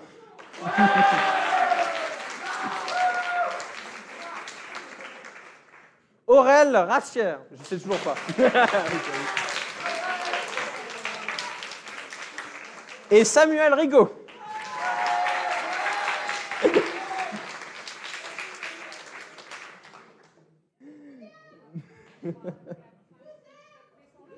Oui, c'est 8 qu'on veut, c'est bon. Voilà. Donc nous avons ça, il y a nos 8 finalistes qui vont pouvoir continuer. Et vous n'êtes pas au bout de leur peine, de vos peines, hein, je vous le dis direct.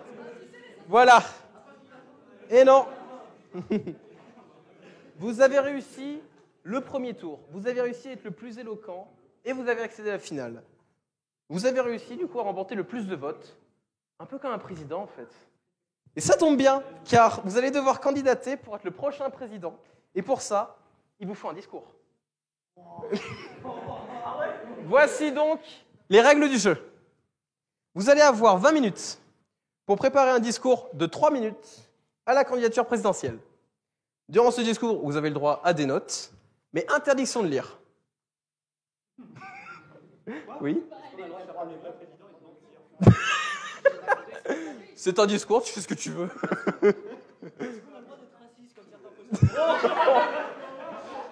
Je ne suis pas responsable de tout ce qui sera dit durant ce concours. Voilà. Est-ce que vous êtes bon? Est-ce que vous avez des questions ou pas? Très bien. Ah. 10 minutes? Ah bah vous avez 10 minutes finalement. Ça veut dire que vous étiez trop lent au début. T'as vu, je fais le président. Voilà. Bon, allez, je vous laisse aller vous préparer. Et pendant ce temps, bah, nous, on va pouvoir faire une pause, vite fait. Voilà, vite fait, faut pas l'abuser non plus. Hein. Environ 10 minutes de pause. Juste le temps déjà qu'il se prépare.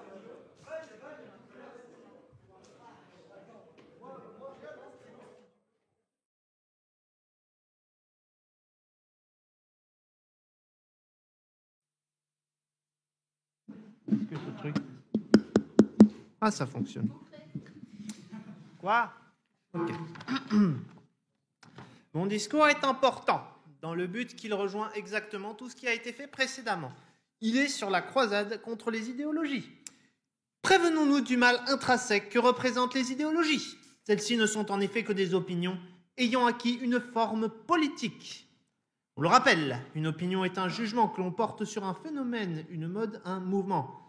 Cependant, une opinion est subjective et par conséquent, une idéologie découlant d'une opinion est elle aussi subjective. Car en soi, les deux représentent un état de pensée propre à leur créateur. Si une personne est très proche des milieux ouvriers, alors son idéologie sera proche des milieux ouvriers.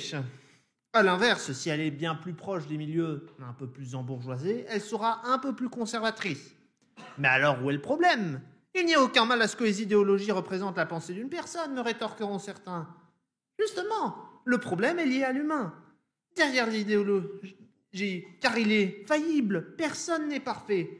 Chaque homme sur cette planète possède des failles, et le plus grand défaut possédé par ces personnes est justement que leur pensée soit devenue idéologie. Une fois que d'autres personnes vont y croire, le meneur originel va se retrouver entouré de suiveurs.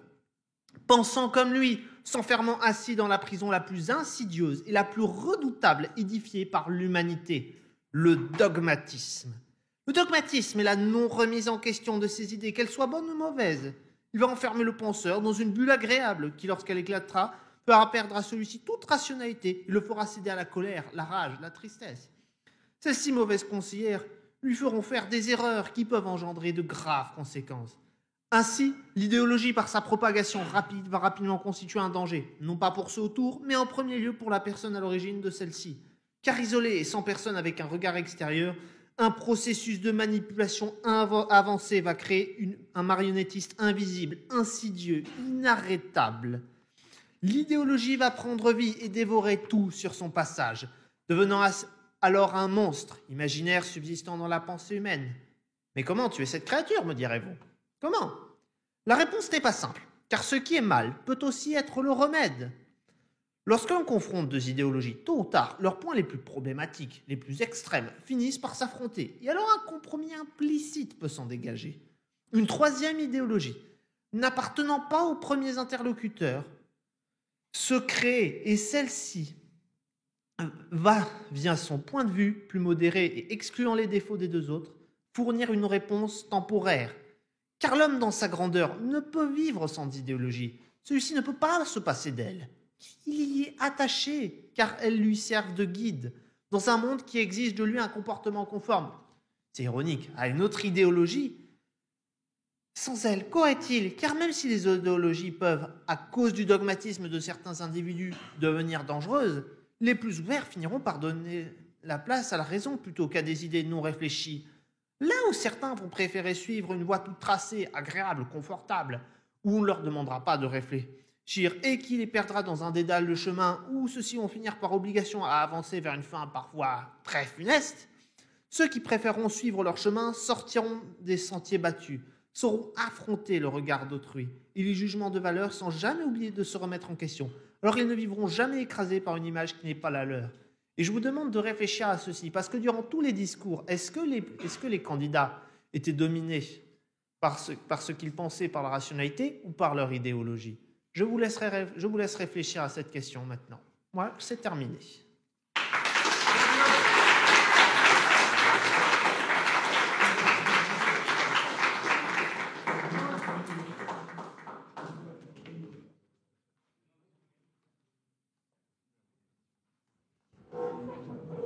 Je vous rassure, vous avez encore du temps, hein, les finalistes. Voilà, juste pour dire du coup que maintenant, il nous reste environ 5 minutes. Donc, vous allez pouvoir vous poser pendant 5 minutes pile, à peu près.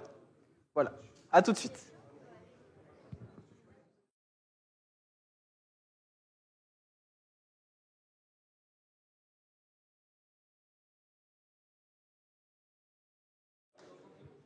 De retour.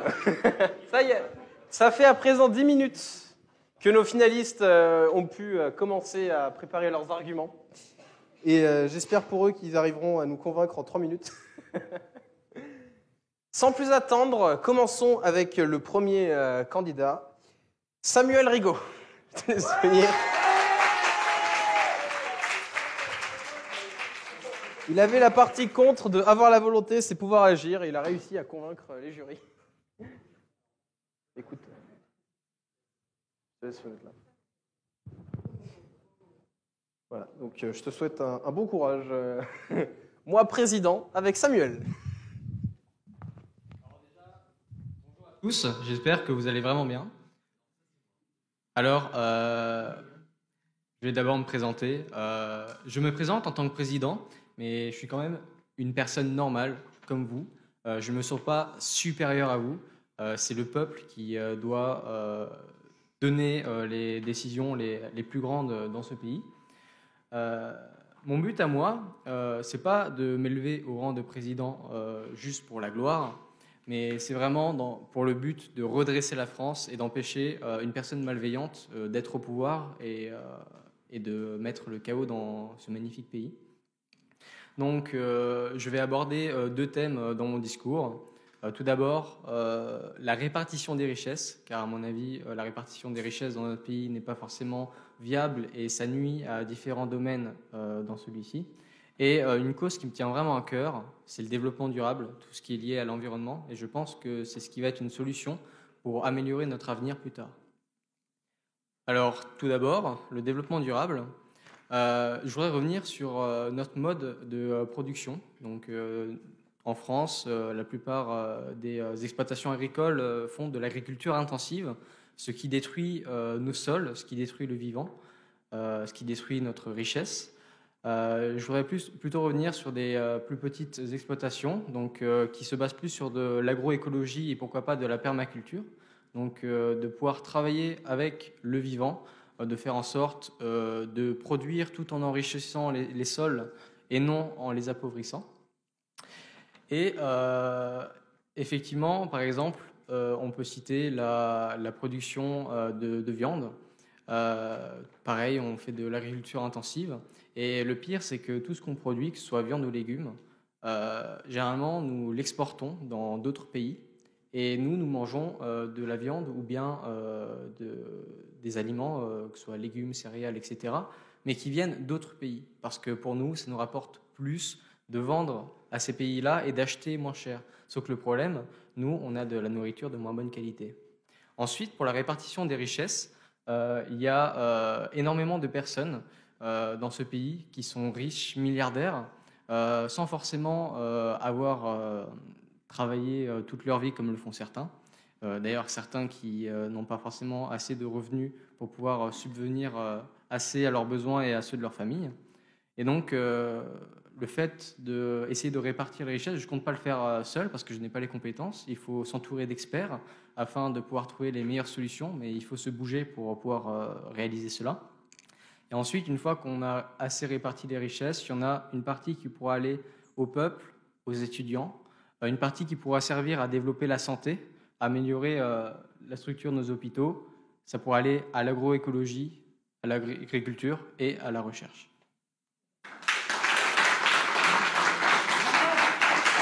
Merci Samuel pour cet exercice pas facile. Sans plus attendre, passons à notre deuxième candidat.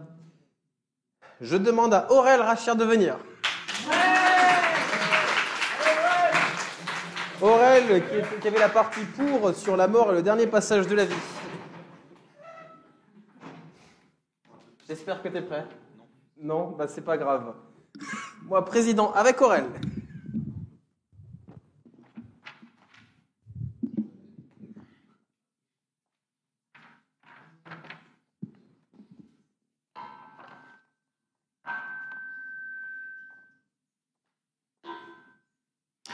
Mesdames, Messieurs, autres, bonjour. Je me présente aujourd'hui devant vous afin de vous parler de mes idéaux, partagés, j'en suis sûr, par la majorité d'entre vous. Ainsi, chers concitoyens, j'aimerais vous parler aujourd'hui de la santé, du terrorisme, des bouleversements climatiques, ainsi que de la misère et de l'exclusion de certains peuples au sein de la France, du chômage, des insécurités en termes de biens et de personnes, et du nucléaire. Tout d'abord, le chômage. Le chômage, nous pouvons le relier à plusieurs de ces problématiques. Pour la santé, par exemple, certaines écoles de médecine pourraient accueillir plus d'étudiants afin de valoriser leurs enseignements et de permettre à plus de personnes de devenir médecins, chercheurs, ce qui pourrait améliorer grandement notre qualité de vie en termes de santé.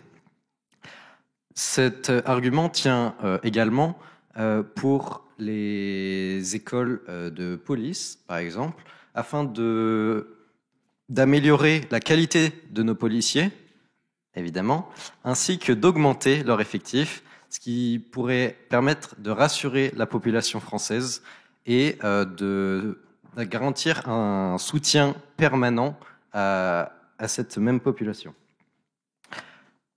Encore une fois, plus d'écoles en termes de génie scientifique en tout genre permettrait de faire une avancée en termes de nucléaire, que ce soit pour l'armement, bien évidemment, je ne souhaite pas la guerre, mais aussi pour la recherche en termes d'énergie, car, comme vous le savez, le nucléaire produit énormément de déchets dont nous ne savons pas nous débarrasser. Avec ce nouveau personnel, nous pourrions produire de nouvelles méthodes afin de nous débarrasser de ces déchets, et bien que très sûr, le nucléaire présente quand même un danger pour la population française. C'est pourquoi je vous invite à voter pour moi si vous voulez une France plus intègre, plus accessible et plus sûre. Je m'appelle Aurel Racher. Merci de m'avoir écouté.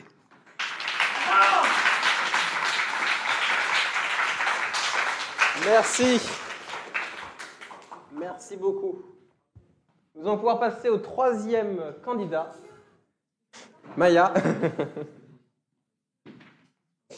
Maya qui avait donc eu la partie pour apprendre une action incessante. Du coup, félicitations, ça va, le micro est parfait, tu gères. Écoutons ce que Maya a à dire. Bonjour à toutes et à tous, je suis Maya Loridan et je suis là pour vous convaincre que je peux être président. Tout d'abord, je tiens à vous dire que je suis une personne comme tout le monde. Je n'ai pas vraiment beaucoup d'arguments à vous proposer, tout simplement parce que vraiment je suis tout à fait normale et je n'ai pas vraiment beaucoup de choses importantes qui me viennent en tête actuellement. Mais tout ce que je peux vous dire, c'est que tout de suite, je suis bien habillée. Non, plus sérieusement, ce que je voudrais vous dire, c'est que tout d'abord, les oiseaux volent, les oiseaux sont libres. C'est comme la France, c'est la liberté. Et du coup, quand on pense être libre, on aimerait se dire qu'on aimerait être comme on a envie, la personne qu'on a envie d'être. Et j'aimerais proposer à la France cet accès à cette liberté, vouloir être qui on veut sans être jugé par les autres. Puisque actuellement, comme vous pouvez le remarquer, je suis une femme et je suis petite. J'ai vécu vraiment beaucoup de harcèlement, c'est pas ce que je dirais, mais disons qu'on se moque régulièrement de moi parce que je suis petite, je suis une femme, et les blagues, etc., etc. Et j'aimerais que la France cherche à essayer de ne pas jouer sur cette facilité de se moquer des autres, puisque nous n'avons pas envie d'être moqués et pour ça, il ne faut pas se moquer des autres. C'est pour ça que le respect, c'est important et cela s'appelle la fraternité. Une autre valeur importante, c'est l'égalité pour la France. Nous aimerions être tous égaux, tous pouvoir accéder aux mêmes choses que tout le monde. Ici, je peux vous parler, par exemple, des écoles qui peuvent être inaccessibles pour beaucoup de personnes, car nous n'avons pas beaucoup d'argent, nous ne sommes pas vraiment riches, et certaines écoles demandent un financement assez important. C'est pourquoi j'aimerais donner la possibilité à tout le monde de pouvoir accéder à l'école sans se sentir dans l'incapacité de le faire, et que ce soit vraiment accessible à tout le monde sans qu'on ait peur de se louper. Enfin, je pense que je pourrais vous dire que je saurais vous écouter et j'aimerais que vous m'accordiez votre confiance pour devenir président.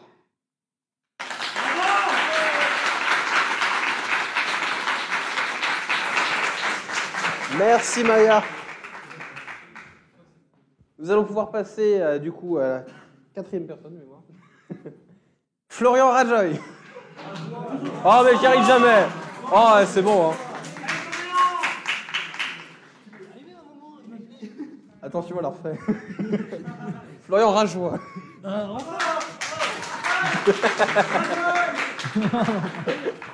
Je suis vraiment désolé. Non, t'inquiète. Je sais que j'ai l'habitude. Bon courage.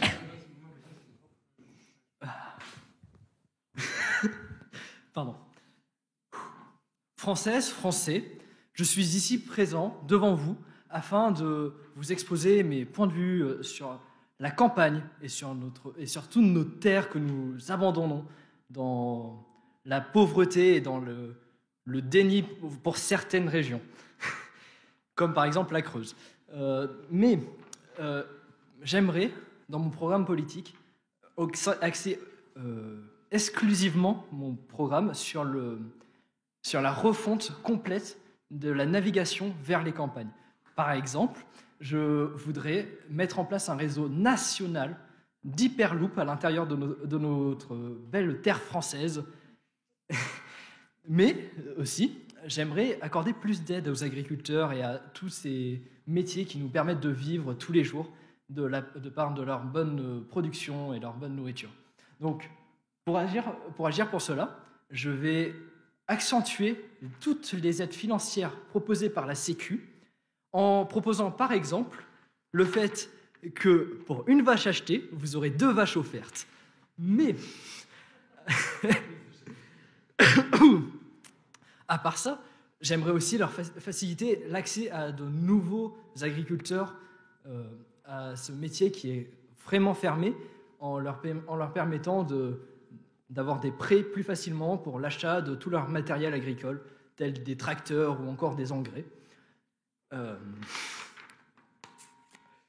Et aussi, pour vous inciter, vous, Français, citadins, de naviguer vers les campagnes, je vais mettre en place des réseaux Internet de haute qualité partout en France, grâce aux antennes spécialisées d'Elon Musk, par exemple.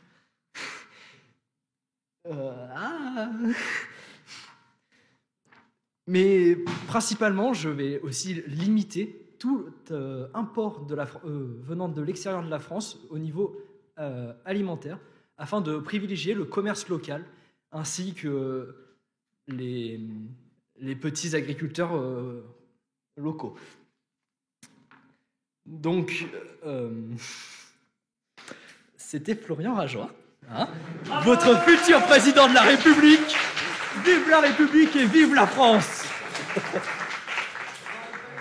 Merci Florian Rajoy. Voilà. Nous allons donc pouvoir passer à la personne suivante, Paul Rezonico, qui va tenter lui aussi de nous faire son discours.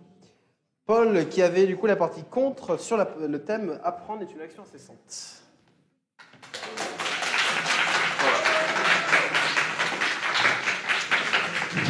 Bon courage. Merci. Mesdames, Mesdemoiselles, Messieurs, je vais être le pire président que la France ait connu. Tous les derniers ont toujours été considérés comme le pire président de la Ve République. Je serai donc le suivant, rien d'étrange à cela. Mais à la différence des autres, je souhaite, moi, créer et imposer de nouvelles révolutions dans notre beau pays. Tout d'abord, un élément qui me tient à cœur est le fait de remettre en place un service militaire, afin que tout le monde et tous les jeunes puissent comprendre ce que c'est que l'ordre et la cohésion de groupe. Regardez aujourd'hui ce qu'est devenu notre pays. Notre pays est devenu un espèce de foutoir, pour ne pas dire autre chose, sans nom. Il faut réussir à réparer les erreurs passées. C'est pour cela que je souhaite que le service militaire devienne obligatoire pour les jeunes de 18 ans. Ce service durerait environ 6 mois. Ensuite, je souhaite arrêter d'exporter toutes nos entreprises à l'étranger. Nous avons bien pu voir ce que ça donne avec le conflit actuel en Ukraine. Si jamais la Chine venait à entrer en guerre, que se passerait-il pour nos industries? Bien, tous les habitants mourraient de faim. Voilà, c'est aussi simple que ça. C'est pour cela que je souhaite faire revenir les entreprises en France en recréant un attrait pour ces dernières dans notre pays. Je souhaite aussi, en parlant du conflit ukrainien, que notre pays prenne des distances actuelles avec les États-Unis. Nous avons pu voir dernièrement que, certes, notre pays s'est énormément investi pour contrer ce qui s'est passé, ce conflit qui a eu lieu. Rappelez-vous qu'il n'y a encore plus de guerre en Europe depuis la Seconde Guerre mondiale. Ce conflit est donc un événement majeur de notre histoire. Mais je souhaite malgré tout que nous prenions des distances avec nos alliés américains, car je ne sais pas si vous l'avez remarqué, mais ces derniers peuvent avoir des avis qui divergent des nôtres. Ces avis qui peuvent nous entraîner à notre tour et contre notre insu dans un conflit que nous n'avons pas demandé. Pour continuer, je souhaite réhabiliter les forces de l'ordre. Aujourd'hui, encore une fois, dans notre pays, les forces de l'ordre ne sont plus respectées.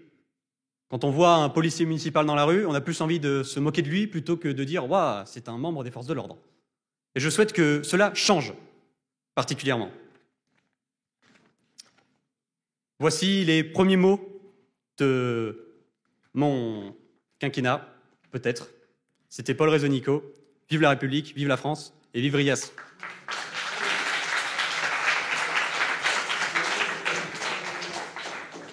Merci Paul. Merci. Sans plus attendre, passons au prochain.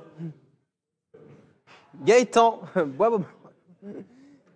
Je te demande de venir. J'ai l'impression de faire les appels Fort Boyard. C'est l'épreuve.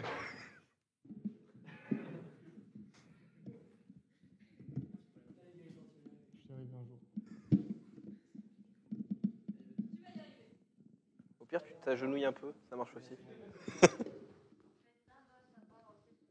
Ouais, c'est bon. Voilà. C'est bon, j'ai cette capacité. Allez, bon courage. Bonjour. Vous avez tous entendu il y a quelques mois de ça que si on ne faisait rien dans 3 ans, la Terre était terminée. Donc mon programme va s'axer principalement sur l'écologie. L'écologie, ça passe par de nombreuses choses. Tout à l'heure, je vous parlais des batteries en lithium. Tout ça, on va les exporter.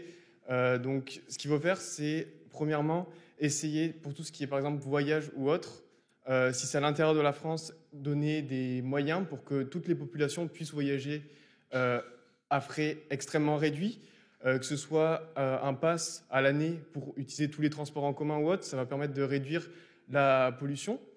Également, l'informatique a produit énormément de données. On est passé de 500 000 data centers il y a 5 ans à 8 millions. Maintenant, ça produit le même nombre de CO2 que les voyages aériens et cela va augmenter au fil des temps. C'est pour cela qu'il faut, de nos jours, trouver des solutions pour réduire cette pollution, que ce soit avec des data centers qui s'autorégulent, sans climatisation ou autre, et ça, c'est un point important qu'il va falloir régler. Ensuite, je ne vais essayer d'agir pas que au sein de la France, mais aussi sur les pays que l'on exploite, il faut le dire comme ça, qu'on exploite pour essayer de les récompenser, enfin pas de les récompenser, en fait, de les rémunérer au juste prix, et pas au prix de leur pays, mais au prix qu'on rémunérait quelqu'un dans la France.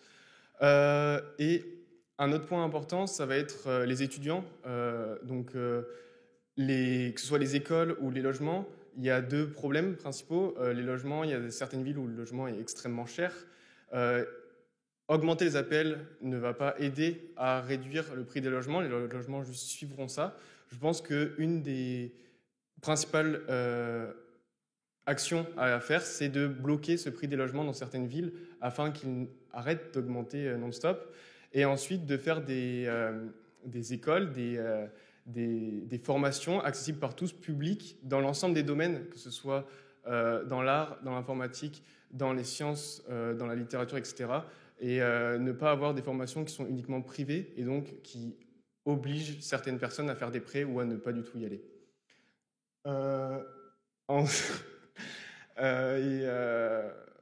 C'était mon discours. J'espère que ça conduit. Et votez pour moi.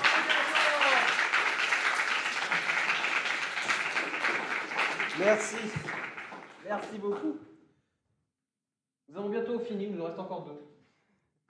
Le prochain à passer est Florian Conti.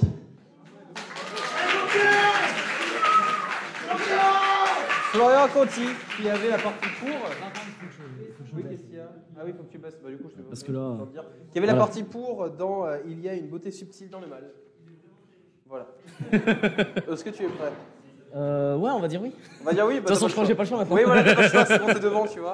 Allez, moi président avec Florian Conti. Françaises, Français, mes chers compatriotes, la présidentielle approche et avec elle l'avenir de notre pays. Nous devons faire survivre notre pays qui depuis des décennies ne fait que couler. Pour cela, notre parti a besoin de votre aide. Vous devez nous apporter vos voix au sein de cette présidentielle dans les dimanches à venir.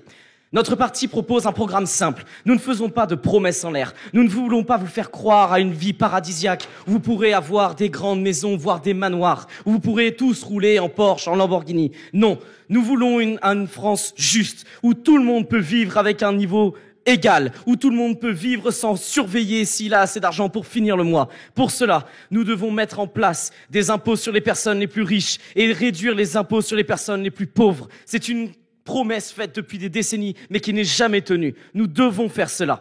Nous n'avons pas de grands discours à faire, mais nous devons agir. Certes, il y aura beaucoup de sacrifices à faire, mais nous sommes prêts à fournir ces sacrifices pour vous aider et vous promettre un avenir meilleur.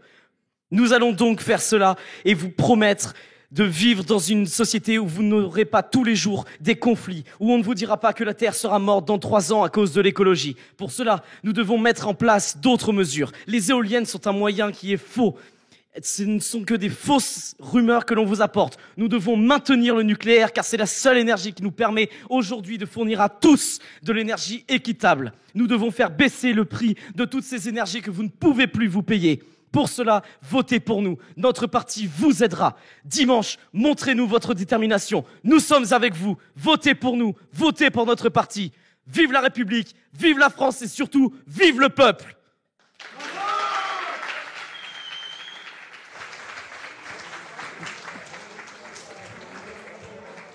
Bravo Florent, je tiens à préciser que tu avais 3 minutes, tu aurais pu ralentir la cadence quand même, juste.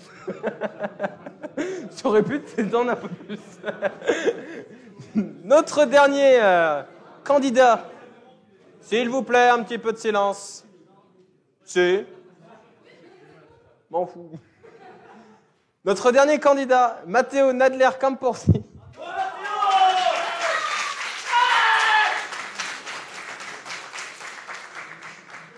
Ça va? Tu te sens à l'aise là? Non. Non? Mathéo, j'ai réussi, tu l'as réussi. Écoute, je vais te mettre à l'aise, il y a 200 personnes qui te regardent. Allez, bon courage. Chers Français, chères Françaises, je souhaiterais vous aborder mon passé. Car oui, j'ai eu une enfance. J'ai été forain et il faut savoir que cette communauté est spéciale de ce qu'on peut connaître aujourd'hui. J'ai vu mes cousins quitter l'école à partir du CM2. Je les ai vus travailler très jeunes. Lors d'une réorientation possible, cela devient pénible, compliqué. Je ne souhaite pas voir mes cousins être obligés d'accorder à un métier qu'ils ne souhaitent pas faire. Certes, certains le veulent, mais d'autres ne le veulent pas. Et je pense à eux.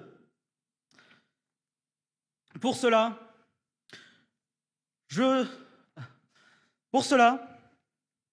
je crois en l'égalité des chances.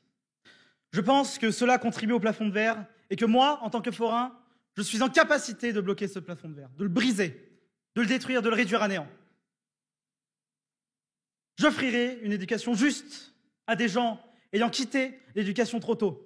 Réadapter l'éducation à nos forains, mais aussi à nos migrants qui arrivent d'autres pays, qui sont dans des pays en danger, qui ne comprennent pas et qui n'accèdent pas à un travail qui leur convient. Car oui, ces migrants, je ne les ai pas oubliés. Je pense les aider à trouver un logement, à trouver du travail, leur donner une éducation propre, une éducation juste. Je ferai mon nécessaire pour éduquer la France. Vive la République et vive la France!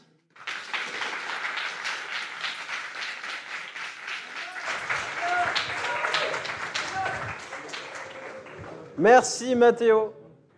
Donc tous nos candidats sont donc passés. Et juste avant d'aller plus loin, je pense que vu la difficulté de l'exercice que c'était, qu'on peut à nouveau tous les applaudir.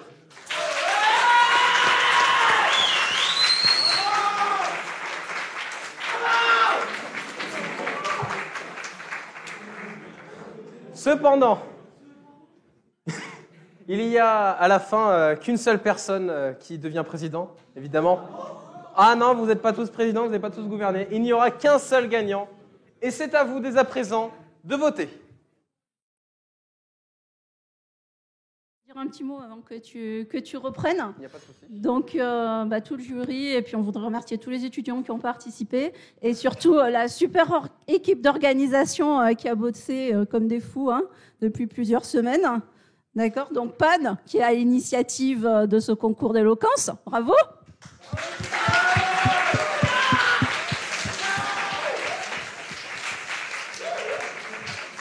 Mathieu, pour ta super présentation, tu nous as bien fait découvrir les étudiants, c'était super sympa. Tant mieux. Bravo.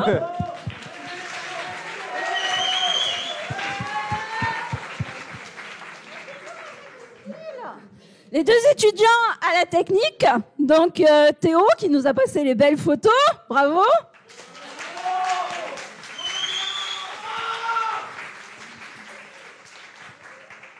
Abdel pour la vidéo, t'as bien trouvé ta vocation.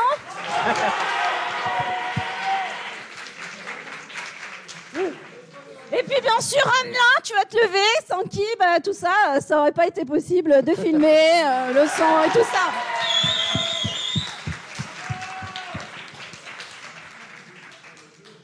Donc merci à vous tous, on est impatients.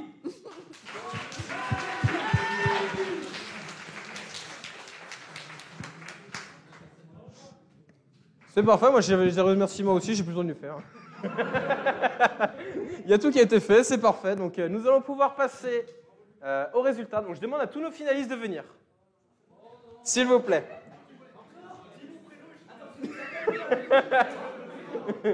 Rajour. Florian, voilà. Allez, ramène-toi. Non, mais t'inquiète, il fait difficile. Mais... Oui, voilà, c'est ça. Au départ, ils étaient 16. À un moment donné, nous avons dû nous séparer de la moitié d'entre eux pour avoir tous les finalistes. Et au final, la majorité a été unanime. Et le gagnant est Florian Conti.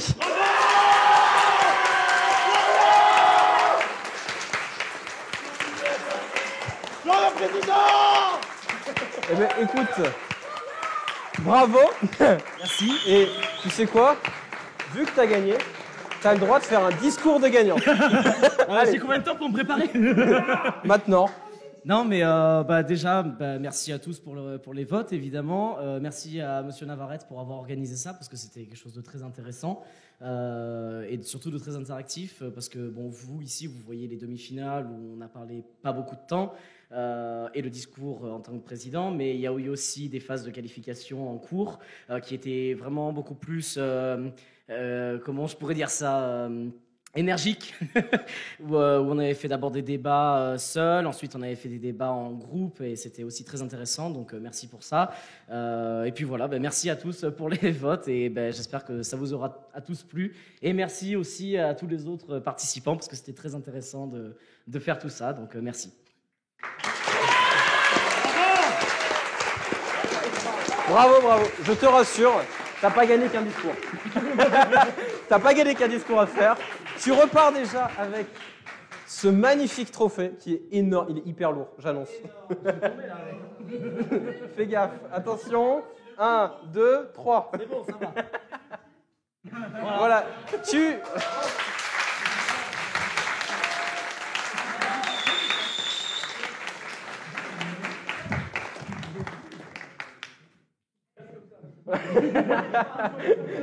Voilà. Cependant... Ah oui, c'est GMP? Bon, donc, merci aux étudiants de GMP pour la plaque. Voilà. Alors, dedans, je te laisse regarder ce qu'il y a dedans. Hein. Voilà. Hein. Parce que t'as pas gagné que la coupe.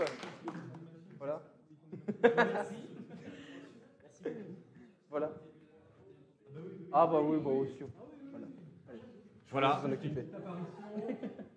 Et je vais, en tant que professeur de communication, vous remettre la médaille d'or de ce concours d'éloquence 2022. Félicitations. Félicitations. Avec du coffre, de l'énergie, de la conviction, de la force de persuasion, tout y était. Donc bravo à votre performance, bravo à vous. Merci. Et vive la France. Exactement.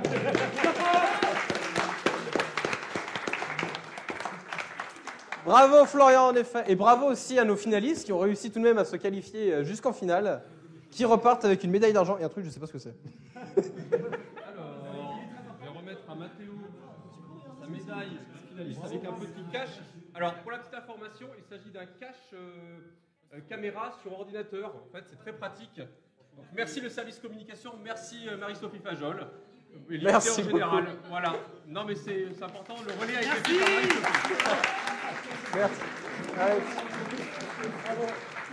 Écoute, tiens, tu as gagné un café.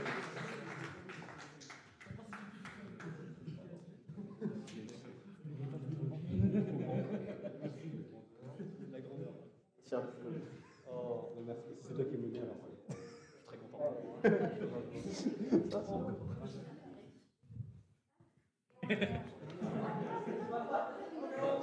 va écorcher ton poulet. Et voilà.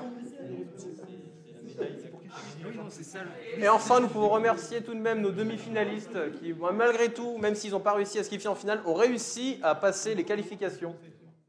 Bon, de quoi? Bah, je sais pas si ça... Voilà, donc les demi-finalistes, bah, vous pouvez venir. Venez tout de même. Bravo à nos demi. Et on peut les applaudir.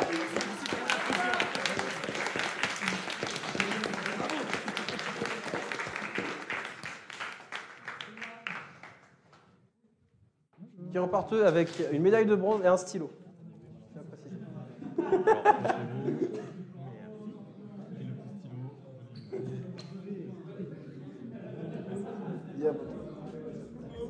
Oui, Erwan, c'est vous. C'est moi.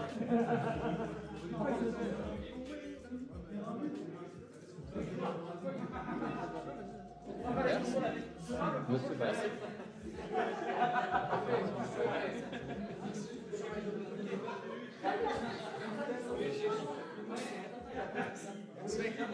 Et Paul, bravo.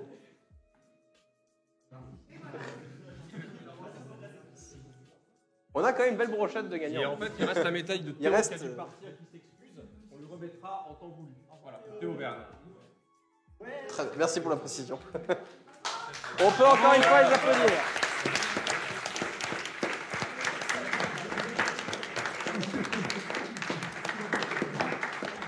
Ça va, Florian, c'est pas trop lourd? Allez, tu la lèves. Ouais.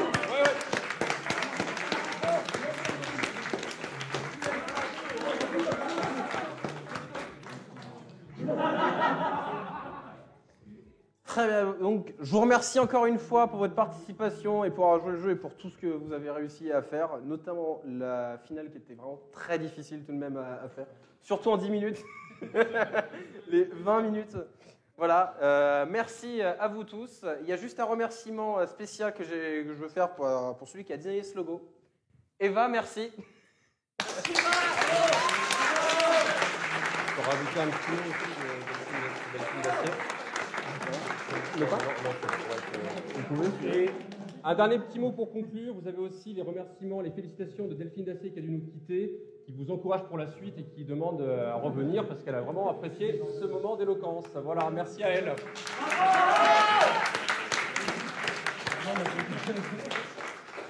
Et encore une fois, merci à vous tous.